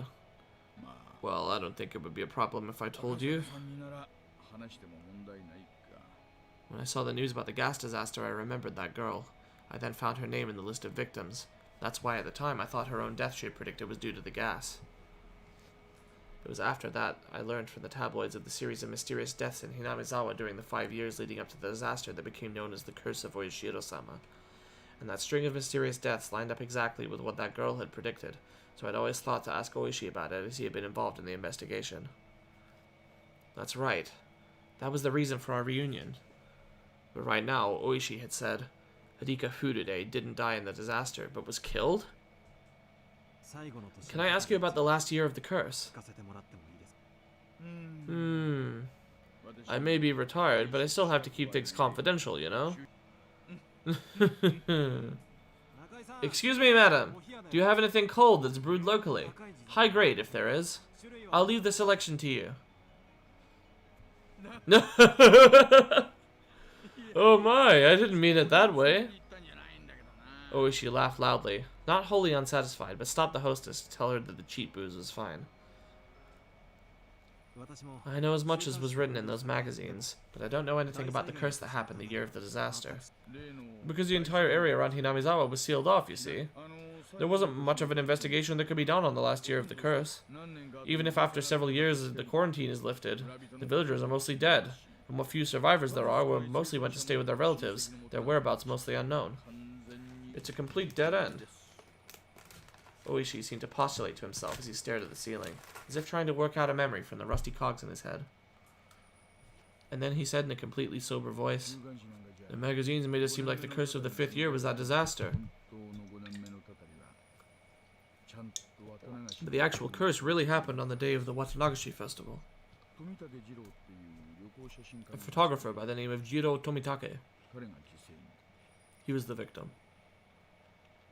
Ooishi gestured about how the victim tore out his own throat with his fingernails as he talked.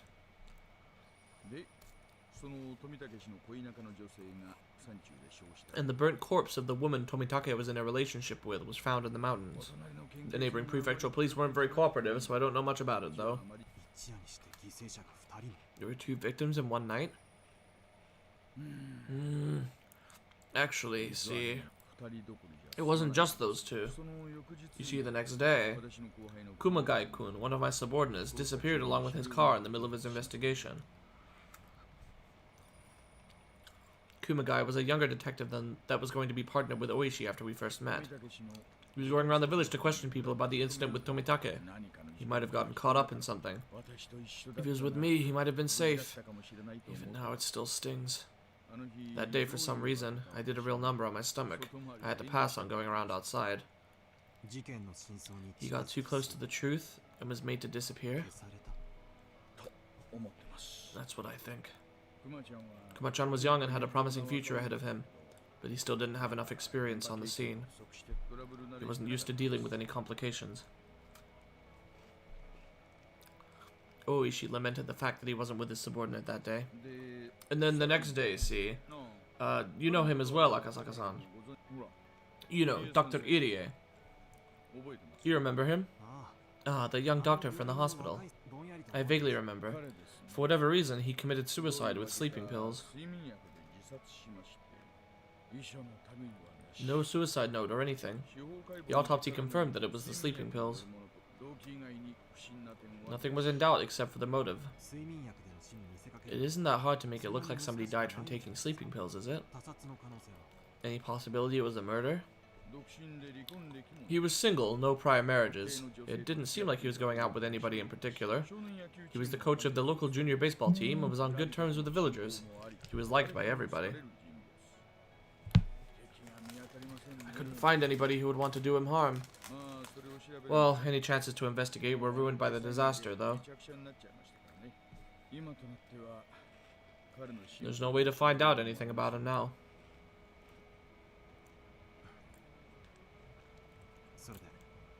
Then what about Hidika Furude's death? It was that day.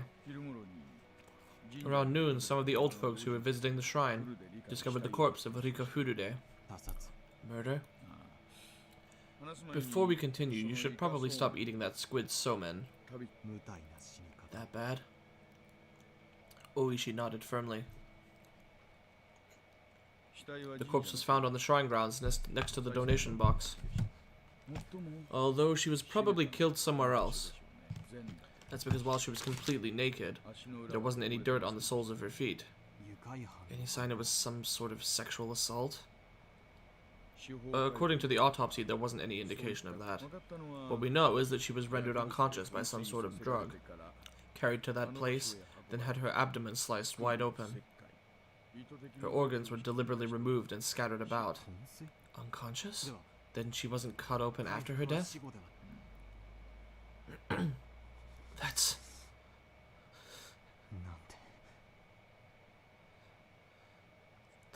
horrible. That girl's prediction was right on the mark.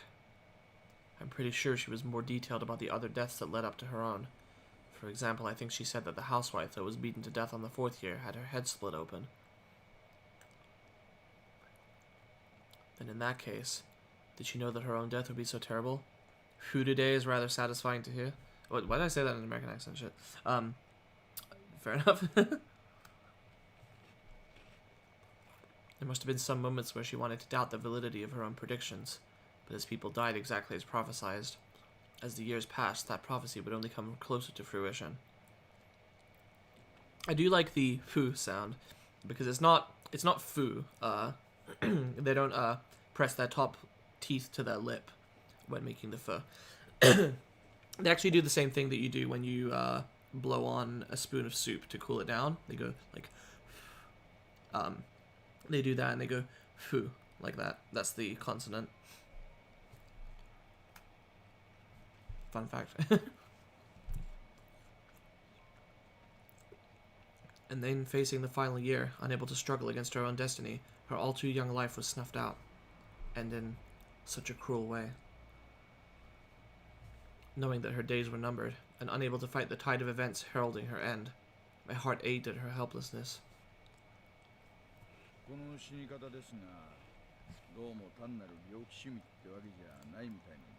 About the way she died, it seems like it wasn't just somebody's sick tastes. What I'm saying is, I've told you before about how Hinamizawa used to be home to demons, didn't I? You know if you can get behind this, there's no Pizza Hut. Quiet you. Yeah, I think I remember.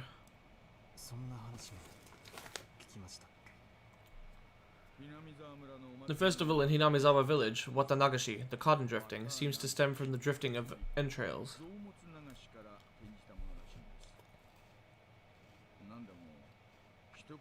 It seems that it came from the man-eating demons ripping apart their victims after throwing their organs into the river. It is a rather unique phoneme. So is the voiced velar lateral fricative, I think it's called.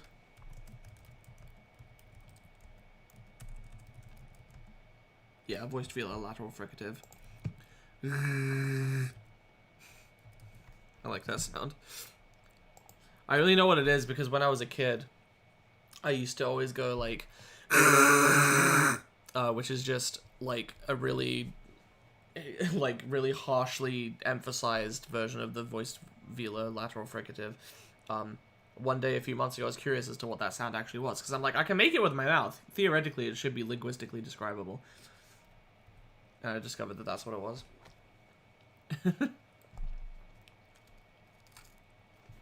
Anyway.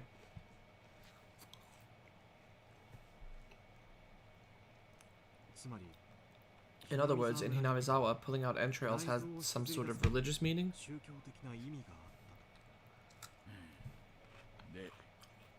Well, this is according to the old tales in Hinamizawa, you see. To act as an arbitrator so that the humans and the man-eating demons could live together peacefully, a god known as Ooishi-sama descended from the heavens.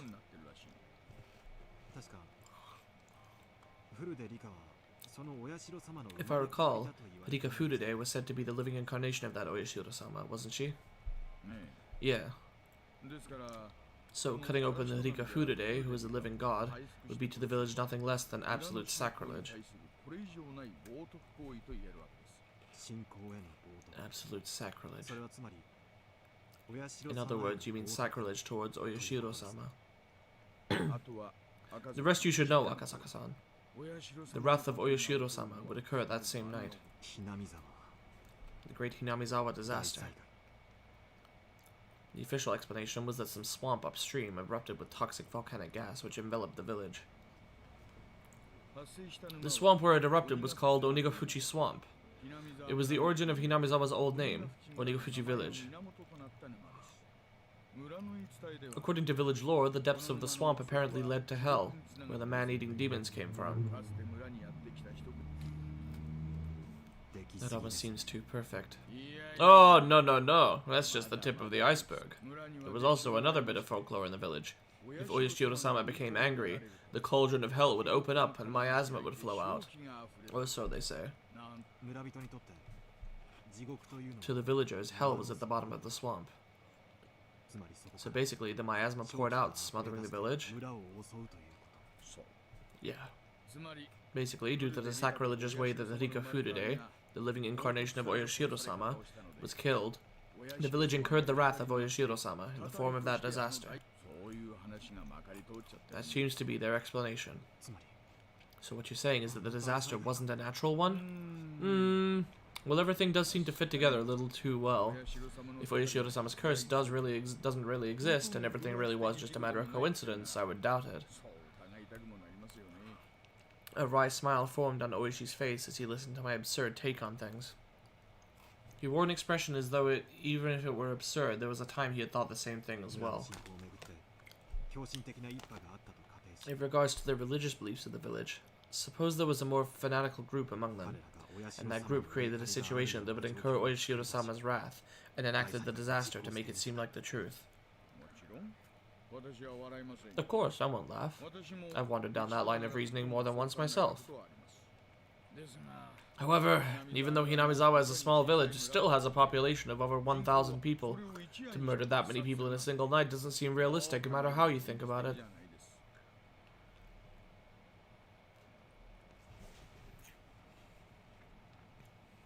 The gas eruption was believed to have happened around 2 a.m. Several hours before dawn. In that short amount of time, going around and killing all the villagers in a way that made it look like poison gas didn't seem feasible at all. The swamp the gas erupted from still had some religious significance, didn't it? If that's the case, then maybe there was something set up in the swamp, something that could be activated whenever a divine verdict was rendered. According to the JSDF press release, the swamp was declared the source of the eruption. This was after everything was thoroughly looked over by their investigative team. If anything like that was set up, I think they would have found it. It wouldn't necessarily have to be in the swamp itself. Come on, haven't you ever heard about it?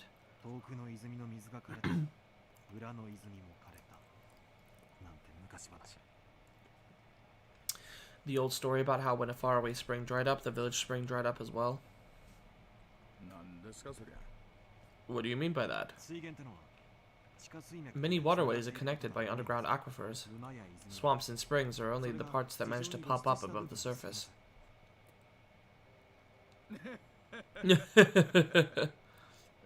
So what you're saying is that Onigafuchi Swamp is connected to another swamp or spring. And there's something the villagers rigged up there long ago. Something that changes the pressure of Onigafuchi Swamp, causing it to erupt with poison gas?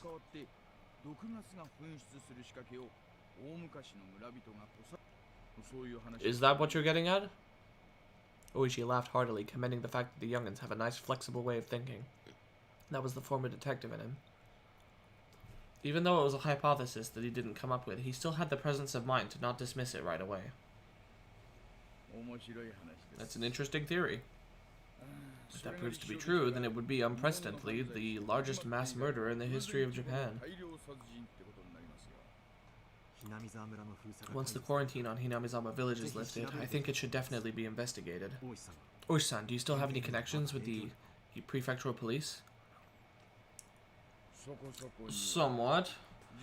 I'm an honorary advisor for their judo classes, so even now I pop by during summer training camps and such. I don't know when quarantine on Hinamizawa village will be lifted, but please let me help investigate. Got it. Ooishi-san, how do at about the string of mysterious deaths in Hinamizawa they call the curse of Oyashiro-sama? At the time, in fact, the villagers were putting a lot of pressure on the station. The official stance on things was that the cases were unrelated, that each case was separate, each with its own resolution. That couldn't be. Even though it was blatantly obvious that the cases were connected based on the village's religious beliefs? Akasaka-san, we can only say that now because of the rather grandiose way things ended after 5 years. At the time, those coincidental incidents just happened to coincidentally occur on the day of Watanagashi. Just it would be nice if nothing happened this year kind of feel to it. Coincidence. The girl predicted everything from the beginning. Girl? Rika Furude. That child warned me about all the incidents that would happen afterwards. Akasaka-san. Is that true? Yes. The girl said as much. Power outage. Rumor is the power outage was caused by copper thieves, but it was so widespread and took 8 hours to fix, so an attack like that being the cause is doubtful. Okay, well, this isn't a video game. Rumors aren't automatically true. Yes, the girl said as much, that the next year the dam foreman would be killed and his corpse dismembered. Not only that, she warned me of all the events that would transpire in the following years. Akasaka-san, when she told you all of that, what year was it? When I met the girl, I was investigating the kidnapping incident, so June of 1978. The year before the dismemberment murder. Wrinkles formed between Ooishi's eyebrows as he closed his eyes and began to digest what I had just told him. Akasaka-san. If you're wrong about Rika Furude knowing the future through some divine medium, this is getting ridiculous. Yep. If you're just trying to shock me, I'm gonna be really angry, you know. You know, this would have happened in case you hadn't thrown the bike and the bat into the swamp? Maybe. I'm speaking the truth. Then the script behind the chain of mysterious deaths was written a year before it even started. And just as predicted, Rika Furude was killed. At first I thought she meant that she would be killed in the disaster. However, now I know that her death wasn't due to that, but rather an atrocious one at the hands of a murderer.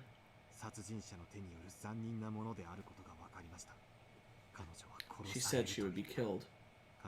At that point in time, she knew more or less how her own death would occur. Then why didn't Rika Furude try and run away? I can't read that shit. Did you accidentally copy something and paste it into the chat without meaning to again?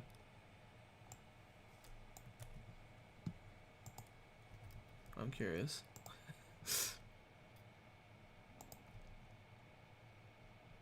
You want to drink some tea, so you're drinking tea. Okay. Then why didn't Rika Furude try and run away? Even if her death was already spelled out for her. Knowing that, she still had a grace period of several years, didn't she? She had plenty of time to try to run away or consult the police. Why did she just accept her death with no resistance? Maybe Vash hadn't borrowed Misty's bike. I don't know. Even though Rika Furude was doted upon by the older folks in the village, you see. After she lost her parents, she had no living relatives, and lived a fairly solitary life other than hanging out with some close friends. It might have been she didn't have any power to fight or anybody to rely on. She must have tried signaling somebody for help in regards to her own death, though. You know very well that the village and the police weren't very amicable with one another, Akasaka-san. At the very least, I never heard anything about the Rika Furude seeking protection from anybody. He does still owe Misty a new bike. Or it could be that she simply resigned herself to being a religious sacrifice. It could have been something like that. There's no way that was the case. I spoke decisively. At that time, she said it. She had definitely said that she wanted to live happily, that she wanted to spend her time surrounded by her dear friends. She hadn't given up on life. She had hoped to keep on living. At that moment, I became dumbstruck. What's the matter? Akasaka-san. No, it's nothing. I fell into silence. Ooishi folded his arms and began murmuring in contemplation again. Eventually he stood up and headed towards the hallway to find the hostess, yelling that he wanted a pen and paper. When Ooishi, noisy even though he was just thinking, left, the room immediately fell into a chilled silence. I stood up. It was then I realized that I was drunk enough to be unsteady on my feet. When I slid open the window, a beautiful, yet somehow ephemeral moon drifted across the night sky. It was just now that I realized she hadn't accepted her own death. She wanted to keep living, happily and joyously. She had said that quite clearly to me. But I was a fool. I hadn't been asked explicitly, so I hadn't realized it. She had made it clear as day that she didn't want to die. Wasn't that her cry for help? She didn't say as much that she wanted help. But even given that, it wasn't as though she wasn't looking for salvation. Without any family and unable to trust the police, she instead told somebody without any relation to the village. Somebody from a faraway place. Me. Help me. She had gone around and cut the phone cords. If I had made that phone call and learned of Yukie's death, I probably would have fallen into despair. If I was in that state, even if she was looking for help, her cries would have fallen on deaf ears. That's why. Knowing everything, she had cut the phone cords. She wanted even a little time to seek help from me. Ooishi, just before now, had lamented that one of the younger officers gotten mixed up in a case, having been erased because he wasn't there. I was feeling the same way. If only I was there in June of 1983. I could have protected her. In 1983, it would have been 5 years since the kidnapping took place. While raising the only daughter Yukie had left me, putting all my youth and passion into my work, honing my wits and courage and wrestling with difficult cases, nothing like my failings during the kidnapping incident would have occurred. I wouldn't have been slow to react in a one-on-one fight, and by that point I jumped into foreign mafia-run gambling parlors where I'd learned to deal with automatic weapons, let alone handguns. I'd grown so much that in 1983 I couldn't have even been compared to how I was in 1978. That's why, if I was by her side, I should have been able to save her life. No matter what conspiracy or foul plots drew near, I definitely would have protected her. She, even though sounding resigned, should have still been able to ask me for help. I just didn't realize it. I couldn't realize it. Just as I wouldn't have realized it if I was told of Yukie's accident. I wasn't able to realize it. I wanted to cry. If I had taken her words to heart, I would have prevented Yukie's accident. And I would have been able to protect the girl to whom I owed a debt from even a predetermined death. She must have been expecting that from me. I learned about the disaster while watching television in my house. Until I learned about that, I'd forgotten about Hinamizawa. In order to recover from the shock of Yukie's death, I tried to remove everything about the place from my memory. What an ungrateful fool I was! Even though in exchange for saving her, the girl had told me of a way to save Yukie, I was unable to accept her gratitude, and now here we were. She hadn't died in her sleep due to a natural disaster. She was split open while still alive, killed while suffering the disgrace of having her organs torn out. She must have known beforehand that on that day, on that year, she would be killed in such a terrifying way. But even knowing what end awaited her, she was all too weak. A lone girl without anybody to rely upon, unable to seek help, had to swallow her own predetermined death, and left this mortal coil. She said she wanted to live. She said she just wanted to live happily. That's all she wanted. She didn't ask for anything extravagant. For any person that was ever born, it was the very basest of desires. She never said a peep about wanting money or that she wished she was in somebody else's situation. She had said it, that if all deaths were preordained, then hers was probably also all according to plan. She might have been a lone, frail girl, but I don't think she would have accepted it all without at least putting up a fight.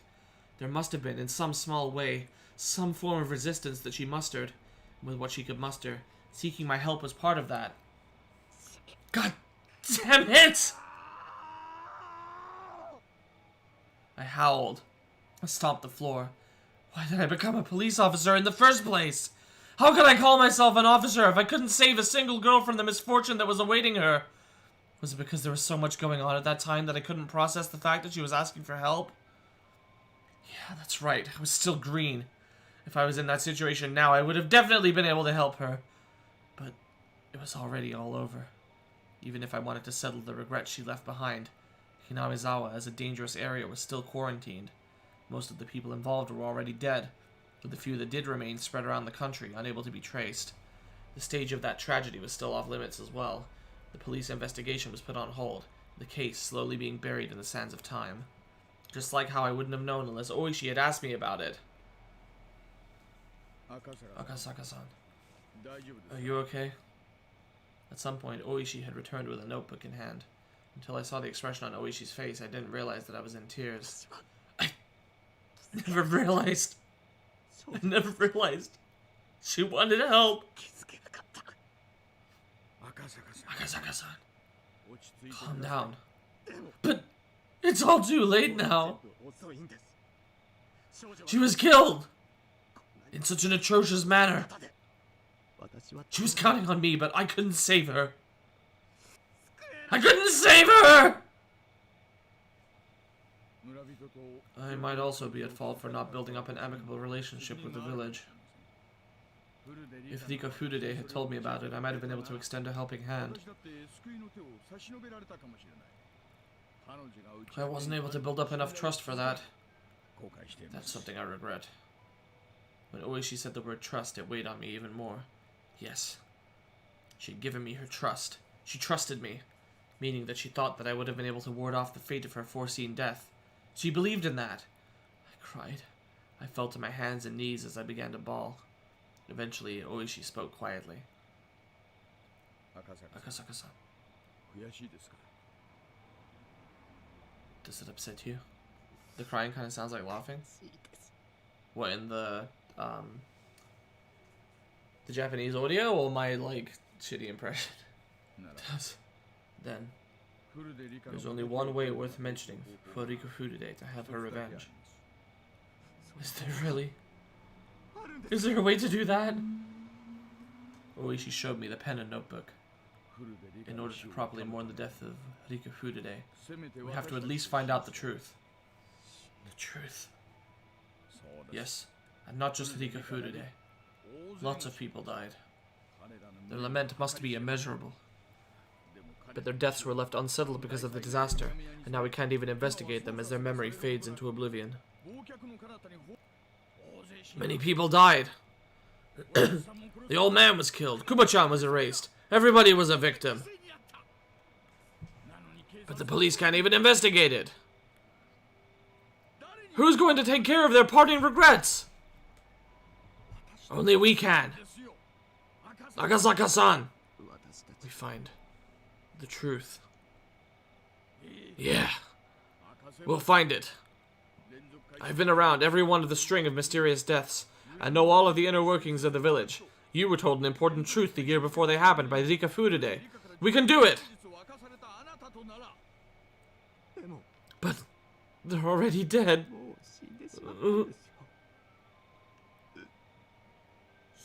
That's right. Rika Furude died. You were too inexperienced, so you couldn't save her.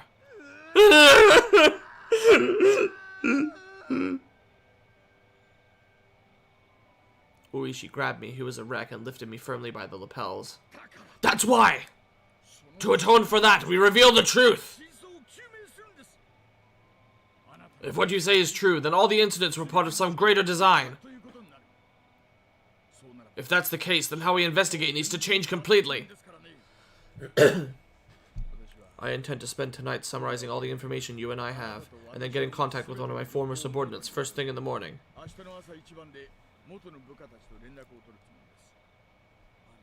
We're not going to let the case go cold. We're definitely going to crack it wide open. Crack it open. Crack it open. We will. Several years have passed, but it's not beyond the statute of limitations. Even if the case has been postponed, it's not closed. It's still going. We're going to keep it going. Yeah, you're right. Let's do it, Ooishi-san. I won't let it end like this. I'm certain we will uncover the truth. We absolutely will. I demonstrated my resolve to Ooishi by crying out those words. And just then... Papa? The sliding door behind me opened, and Miyuki revealed herself while sleepily rubbing her eyes. My shouting must have awoken her. Then she rushed over to me. What's wrong, Papa? Papa, why are you crying? It's nothing, Miyuki. It's nothing. I tried hard to smile while wiping away my tears, and though Miyuki looked like she was about to cry herself, she extended her little hand to me. Are you alright? Did you have another scary dream? Don't cry, Papa. And when she makes that gesture towards me, I saw the figure of another girl overlapping with her. And her innocent gaze and innocent expression felt frustratingly nostalgic, filling me with painful torment. A girl who couldn't be here because I didn't reach out to her. She borrowed my daughter's body to offer me words of comfort. Akasaka, please don't cry. It might be a hallucination, maybe a convenient illusion formed from my selfish dreams. However, that was her voice. I'm certain I heard it. Rather than blaming me for my mistake, she was compassionate. Why am I crying?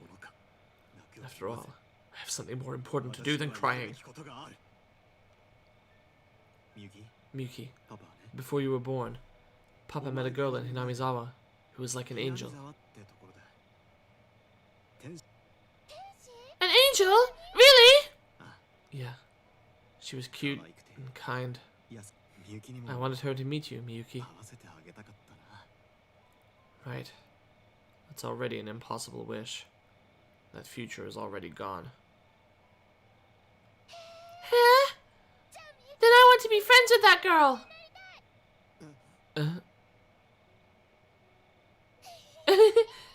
I'm looking forward to it. Next time you go, take me with you. To Hinamizawa. Even so, there's still something I can do. Of course. We'll meet her together. Someday. I'm sure of it. Yep. Someday, I'm sure. We will see her again. That summer, the Higurashi cried in Hinamizawa. Ooishi and I vowed to bring the truth of the case to light and stood up.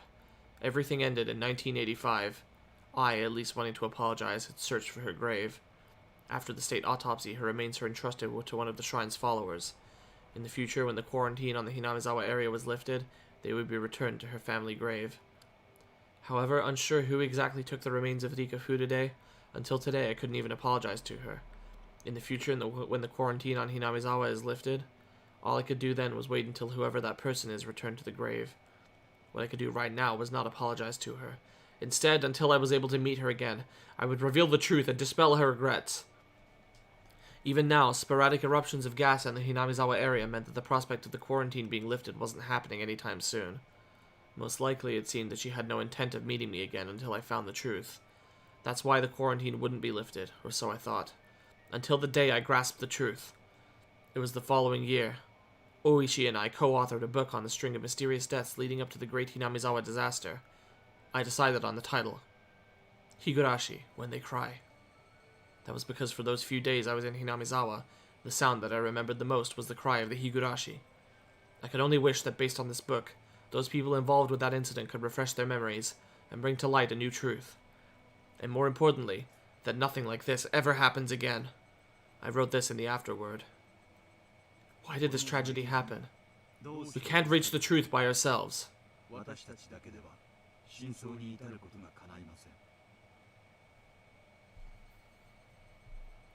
If you're reading this, please discover the truth.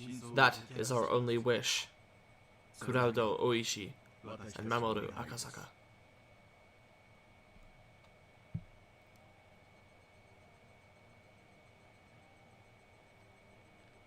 This year, the quarantine on Hinamizawa still hasn't been lifted.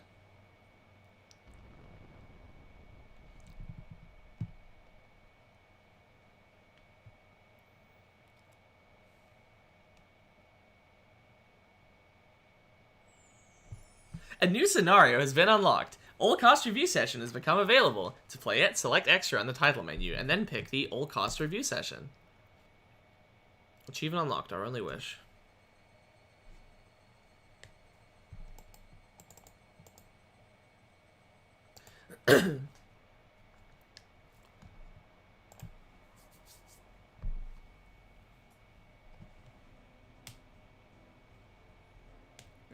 Thank you very much for playing Higurashi When They Cry, Himatsubushi.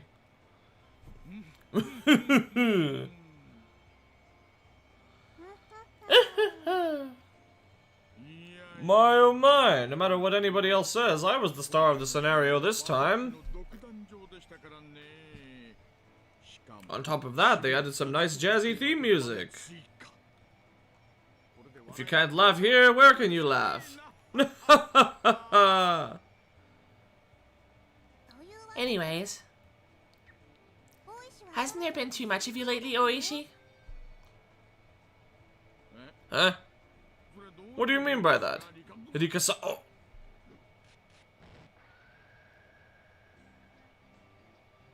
She meant that literally! Total Sadness still has have a party with the cast here. It's rather impudent of you to try and hog the spotlight here, even though you already had all that screen time.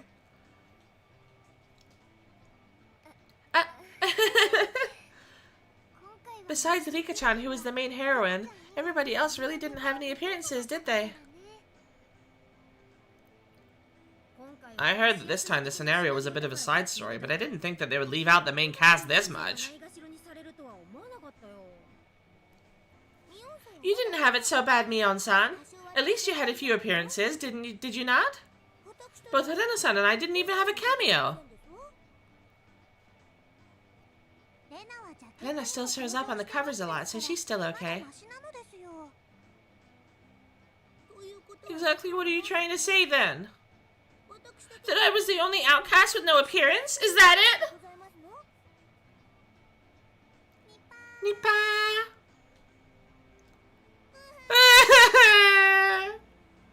They only treated me horribly. How sad, how sad. They'll probably just keep treating you worse and worse until you finally drop down to a supporting role.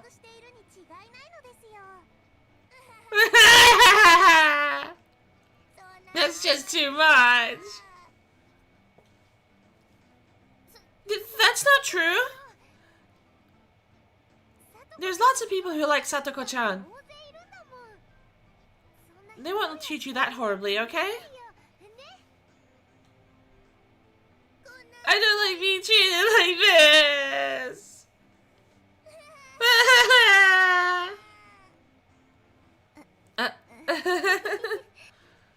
I think you'll probably have a lot of appearances next time.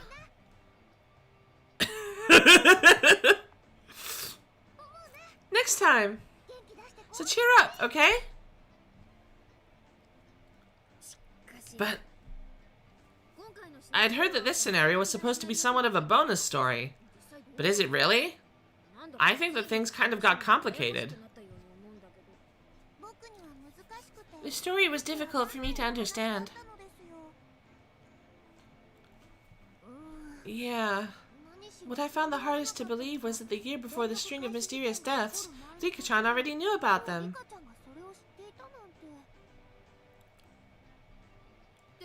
Which means, all the incidents were part of someone's scenario. That's a pretty important piece of information. It's probably because I'm a shrine maiden, so I knew the future from Oyashiro-sama's divine revelations.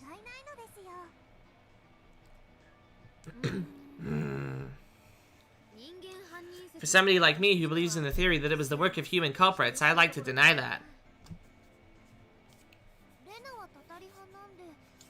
I believe in the curse, so that Rika-chan, who's the living incarnation of the deity that protects Hinamizawa, or Yoshiro-sama, could have that divine power as a possibility, I think. Ah, nope, nope! For someone who thinks it was the work of man, that kind of unfounded fantasy will not stand. All the incidents were caused by people. There's no curse or magic or aimbots or cheat codes. It would be wonderful if I could use magic, though.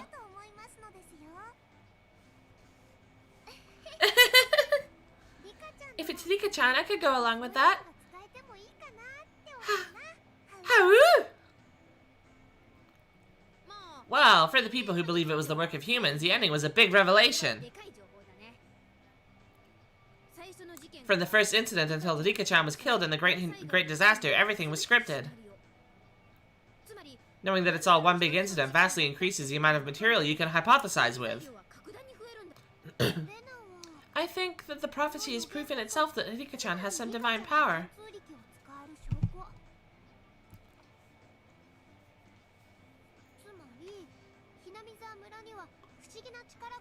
In other words, it's proof that there's some mysterious power at work in Hinamizawa. I think it's proof that the incidents weren't the work of humans alone.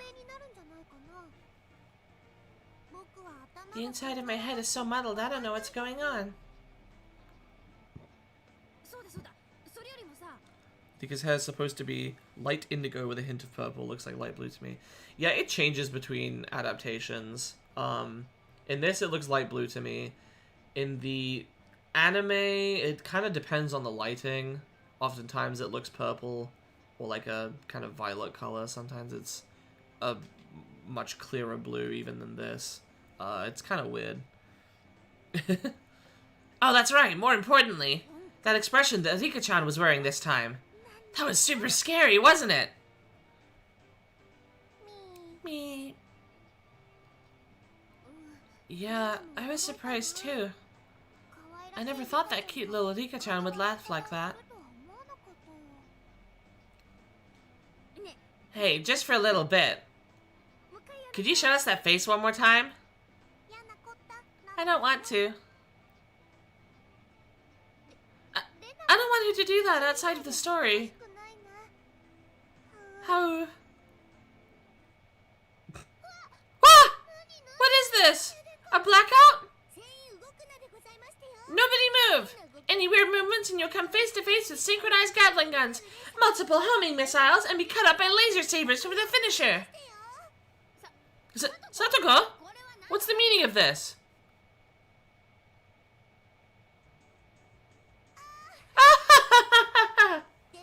We'll now be starting the after party for everybody who didn't have an appearance this time.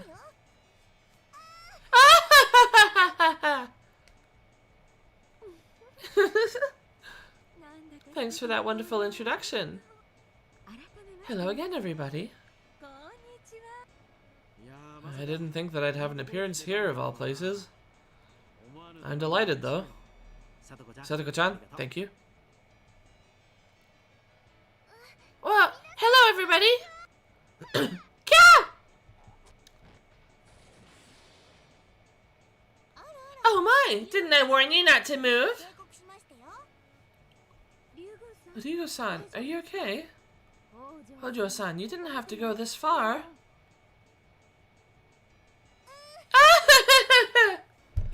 The grudge of somebody not making an appearance is a terrible thing.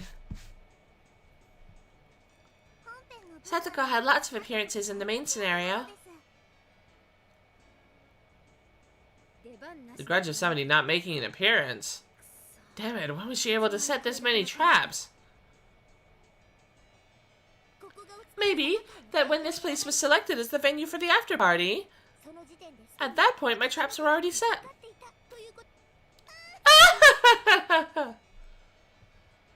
Oh, I know. There's somebody behind you pulling the strings. There is, isn't there? Come out!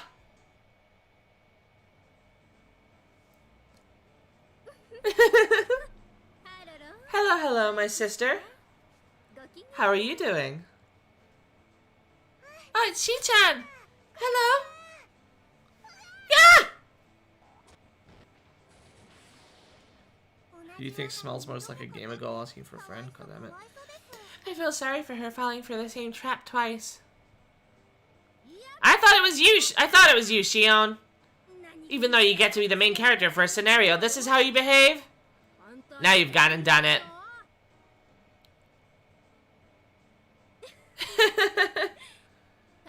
Even if it is only the bonus scene before the answer arcs, I can't let my sister have all the appearances. I'm not that generous, you know. Well, in any case, I just let Satoko start a little something something.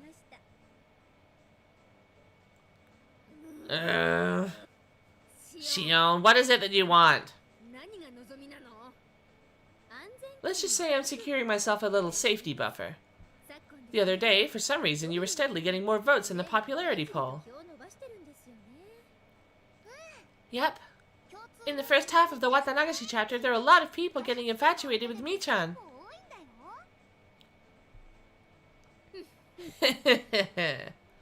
When your malicious side made its appearance, all the players finally started noticing my charm. Satoko also earned a good reputation during the Tatarigoroshi arc. Rena and Rika-chan also have a strong baseline of support. Your popularity has long since faded away. That's why I thought I'd take the time now to crush you and Satoko, who've been getting too many votes for my comfort. So I came up with this elaborate plan.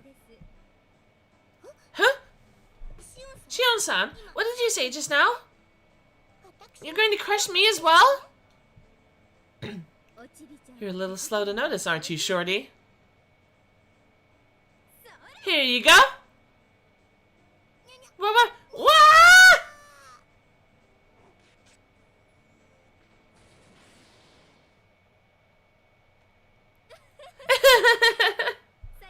Goodbye, all you regulars. Hello to you, all you irregular folk.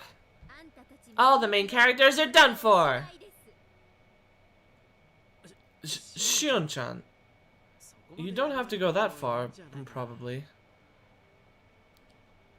Now, Jiro-san. It's interesting, so just let it be. The number of appearances for the both of us is going to go up, you know. Jiro-san, do you not like being by my side?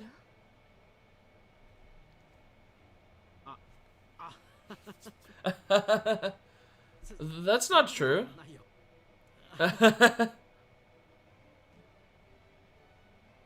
Chie-sensei! Did Shi-chan pay you off too? I'm sorry, Ryugu-san. Shion-san said she would make me a new segment called Teach Me, Chie-sensei, starting for the next scenario, so I just... Well then, who should I dispose of next in a most embarrassing manner? Maybe Satoko, since she helped me set this all up. I won't allow that! Hiya! Coach! He seems somehow reliable for once. I, Kyosuke Irie, should not allow any aggression against Satoko-chan. I may also just be a supporting character, but don't think you can persuade me so easily. Oh. Then you're saying you want to withdraw from being the lead in documentary Satoko's maid training dress-up chapter that we planned on filming after this? Shion-sama. I, Kyosuke Irie, shall follow you to the depths of hell! That was fast! Well then, with this I'm holding all the cards, and they're all full houses. Even in this after-party scene too. I'll have everything proceed as I see fit. Huh? We're missing somebody. Shion-sama! Ryugu-san isn't here. She escaped at some point. There she is! Ryugu-san! Didn't I just tell you shouldn't move? Adana-chan, I won't do anything to hurt you, but it's easier if you don't resist. Sorry, but all this is really bizarre.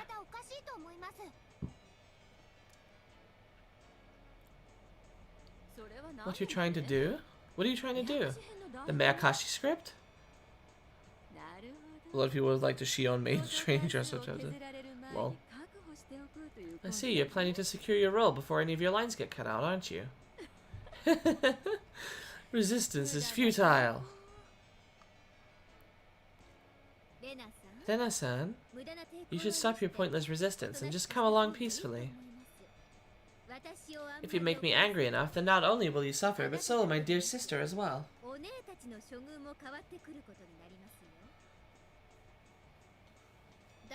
You can't do anything just by getting your hands on the script.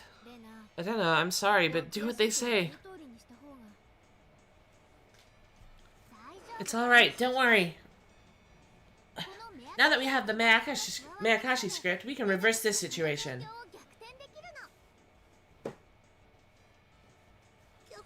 Reverse the situation? Exactly, what are you scheming?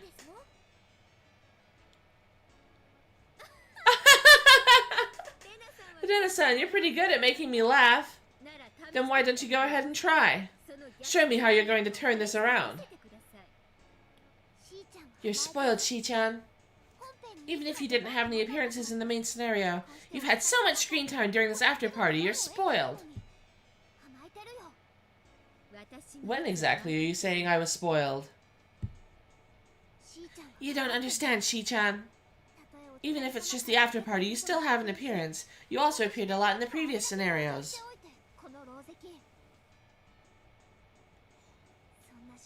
There's somebody who resents you from the depths of hell, who can't forgive you.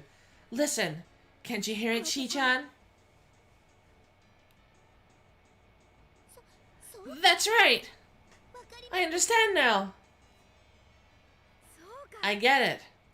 Kei-chan! That's right, he never has any appearances during the after parties. There's no way Kei-chan would allow somebody to monopolize the after parties all to themselves without him. I see. So? How is Kei-chan going to appear here when he's still at the studio recording lines? It's not as if anyone here will have surpassed his workload. That's just your self-centered way of thinking, Shi-chan. No! That's the voiced word count from Akasaka's part. Chie-sensei, hold on and turn back! Huh? Huh? It's too late. It's finally your time! Keiichi-kun!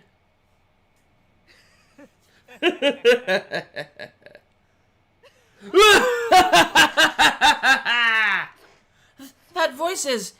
Kei-chan? No way, he's still supposed to be recording lines at the studio. You're right. I was until just now. Every time I get left at the studio, I get told you can join the after party if you beat someone on the remaining word count. But I always have 2 to 3 times the script volume of the other characters, making it impossible. It's like the sound director doesn't want to let me join the party from the get-go. At least that's what I had thought. But finally, someone overtook me! A certain character! Shion, feast your eyes on this! Huh? That's right! Now she's appearing in more scenes as the main character, Shion has to speak twice the lines she's had so far. And since Shion and Mion have the same VA cast, that's double again! As a result, I've finally been excused from staying back! Meaning, Shion, it's your turn to be left behind. No way! I have to speak this much for Miyakashi? Miyakashi? Let's see, Kei-chan has about 500, and Shion has over 2,700! That's like the total for all the characters together in a normal adventure game. Further adding on Mion's lines makes a total of... Ah! I don't want to know! I don't want to know! Shiz too mad for you having a allergic attack. So, with that, Rena, you have my thanks. When even the moon abandons the land and shrouds it in true darkness, the demon lord of the darkest black, Keiichi Maebara, shall appear! I see. If it's like this, he can appear even if he doesn't have any character art. There's no character or background art, so it's really easy on the production staff. Shion!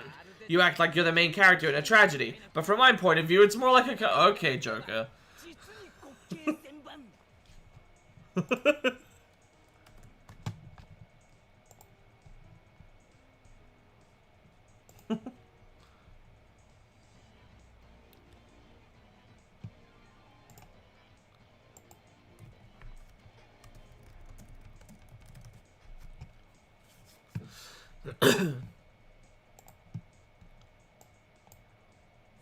It seems like you've gotten a little carried away! Every after party, always being last in the studio, missing every after recording meal. Witness my anger, my grudge, and all of my sorrow! I shall instill it all upon you! It almost seems like Keiichi-kun is doing some sort of bad guy transformation sequence. This isn't some sort of transformation. I'll have you know I've always been a demon lord. And as of right now, this world which is enveloped within true darkness shall dance upon the palm of my hand. Within this world of darkness, there are none who can oppose me! Keiichi-kun is kind of scary. How? Scary? The age of the frightening Higurashi has come to an end. From here on out begins the dawn of a perverted and cutesy Higurashi. What did you just say? Mamoru-sama, bring me with you. Yeah, you know it, coach. Then, as a first step, I'll show our doctor come coach my power. Is that how you're supposed to spell that? I'm surprised no one told him to heal this stream. Well, yeah! What is this? Takatsudo-san is in a mini-skirt nurse outfit! And it's not some pink one like you'd find in a gouge. He knows what he's doing. Oh, sorry, galge. He knows what he's doing. It's a proper, pure, and innocent white! Even though she's a nurse, she doesn't appear in the outfit even once during the main scenario. You've got to be kidding me! Well then, on to the next target. Helena! This hasn't changed the situation at all. It's just turned into a different type of crisis. How? I can't do anything in this darkness. Now then, who should I make wear what next? Maybe a nice school uniform, gym clothes, school swimsuit triple combo? Mamoru-sama, you're the best! How about a bunny girl or booth babe costume? No, a leotard could be good too. No, wait. How about just about making everybody hyper sexy? But of course, leave the socks on. Whoa! That's a good idea! You know your stuff! Coach! I feel like we're finally seeing eye to eye here. Wait, Mamoru-san. No, Kei. Call me Iri from now on. Call me Dr. Iri! Kei! You can't forget about us! Tommy and Cloud are already on your side, Kei. Tommy! Cloud! Cloud! We're all finally here! The Elite Four have arrived! Finally, with Kei at their head, the evil Elite Four made their grand entrance. With the complete darkness, the Demon Lord of the Darkest Black, Keiichi Maibara, was finally able to reach the surface world. His magical power was without equal. In this darkness, nobody could stand against him. All must bow. Ah, will the heroines be unable to escape this darkness and be forced to submit to the will of the Demon Lord? Forced to wear embarrassing outfit after embarrassing outfit? Being used as life-size dress-up dolls for all eternity? That's great! More! More! By the way, the school swimsuits are the classic type, right? I won't forgive you if they're the competitive swimming style. Damn it. Shion! Thanks to you it ended up like this, so do something about it. It's alright, sis. Kei-chan isn't the only one who can unleash her true power amid the darkness. Huh? Did we have such a convenient ally? You're rather impertinent, Shion Sonozaki. Also, if you're expecting help from the principal, that's too bad. This is the ultimate desire of young men. If you call yourself a man, do your best, is written on this nice little authorization slip here. Of course, you won't be able to rely on the newcomer Akasaka-san either. He's been on a private couple's hot springs vacation his wife's family set up for them since yesterday. In other words, all the bases are covered. You're so naive, Kei-chan. Even characters who have art are able to reveal their true form in the darkness. Chie-sensei! That's how it is, Maibara-kun. It's dark, so I can't really tell, but it seems like Chie-sensei's outfit is different. What are those? Oh, those swords in her hands. They couldn't be! The black... Any more than that is a secret. Nipa! Maibara-kun, that was just a little too much mischief on your part. The church can't overlook any more than this. Wait a minute, this here, there's no way, right? That's cheating, it's against the rules. Hey, she can't do this, right? Well, wait, you can't use that big one. Ah! Her arc drive has startup invincibility? The seventh,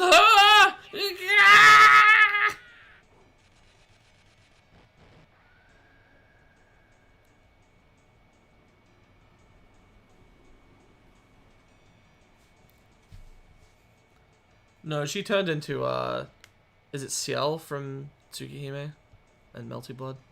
Because that's what her design is based on. Well, that was a weird way to end out that one. Oh, it's not over. Hello again. Thank you very much for playing Higurashi When They Cry Himatsubushi. I think you already know this, but Higurashi When They Cry is a type of visual novel without any choices. Therefore, compared to adventure-type visual novels with branching routes to take, it's much closer to the experience of a book or a movie. Because of that, there's the opinion out there that this should not be called a game, per se. If you're just watching it like a book or a movie, Higurashi When They Cry isn't really a game, true. That's why, as you know, there are a lot of mysteries referenced during the course of the experience. When you challenge those, this work will become a proper game. All the players have the privilege of scrutinizing this mystery-packed story from all sorts of angles. For example, forming a theory about the mysteries during the course of the story, sharing them with your friends, and receiving their theories in return could be fun. What if someone started watching during the scene? In any case, the next chapter starts the answer arcs. We've tentatively called it Meakashi. But answers are a sad thing. Based on what is revealed, all the possibilities that you were allowed to imagine until now will suddenly become refined down to a few. Based on that logic, we think that right here, before the answer arcs, is probably where people can enjoy this work we call Higurashi When They Cry the most. If by chance, while you're reading this, you already have the Meakashi chapter at hand, please enjoy hypothesizing, theorizing, and fantasizing to the fullest before you start. That's where the real charm of the series takes place. Sorry for saying something so impudent. There's nothing better we'd like for you to enjoy Higurashi When They Cry. Well then, have a long and pleasant night. We're reading for you all in Hinamizawa. If you come and play with Rena, I'd love to go treasure hunting together. Howoo! Achievement unlocked. Himatsubushi party. Well, there you go. That's the end of the 4th arc, the final question arc. And next time we will begin Meakashi, the first answer arc, starring Shion Sonaragi. Thanks for watching. See you guys then. They'll probably be on Thursday, tentatively.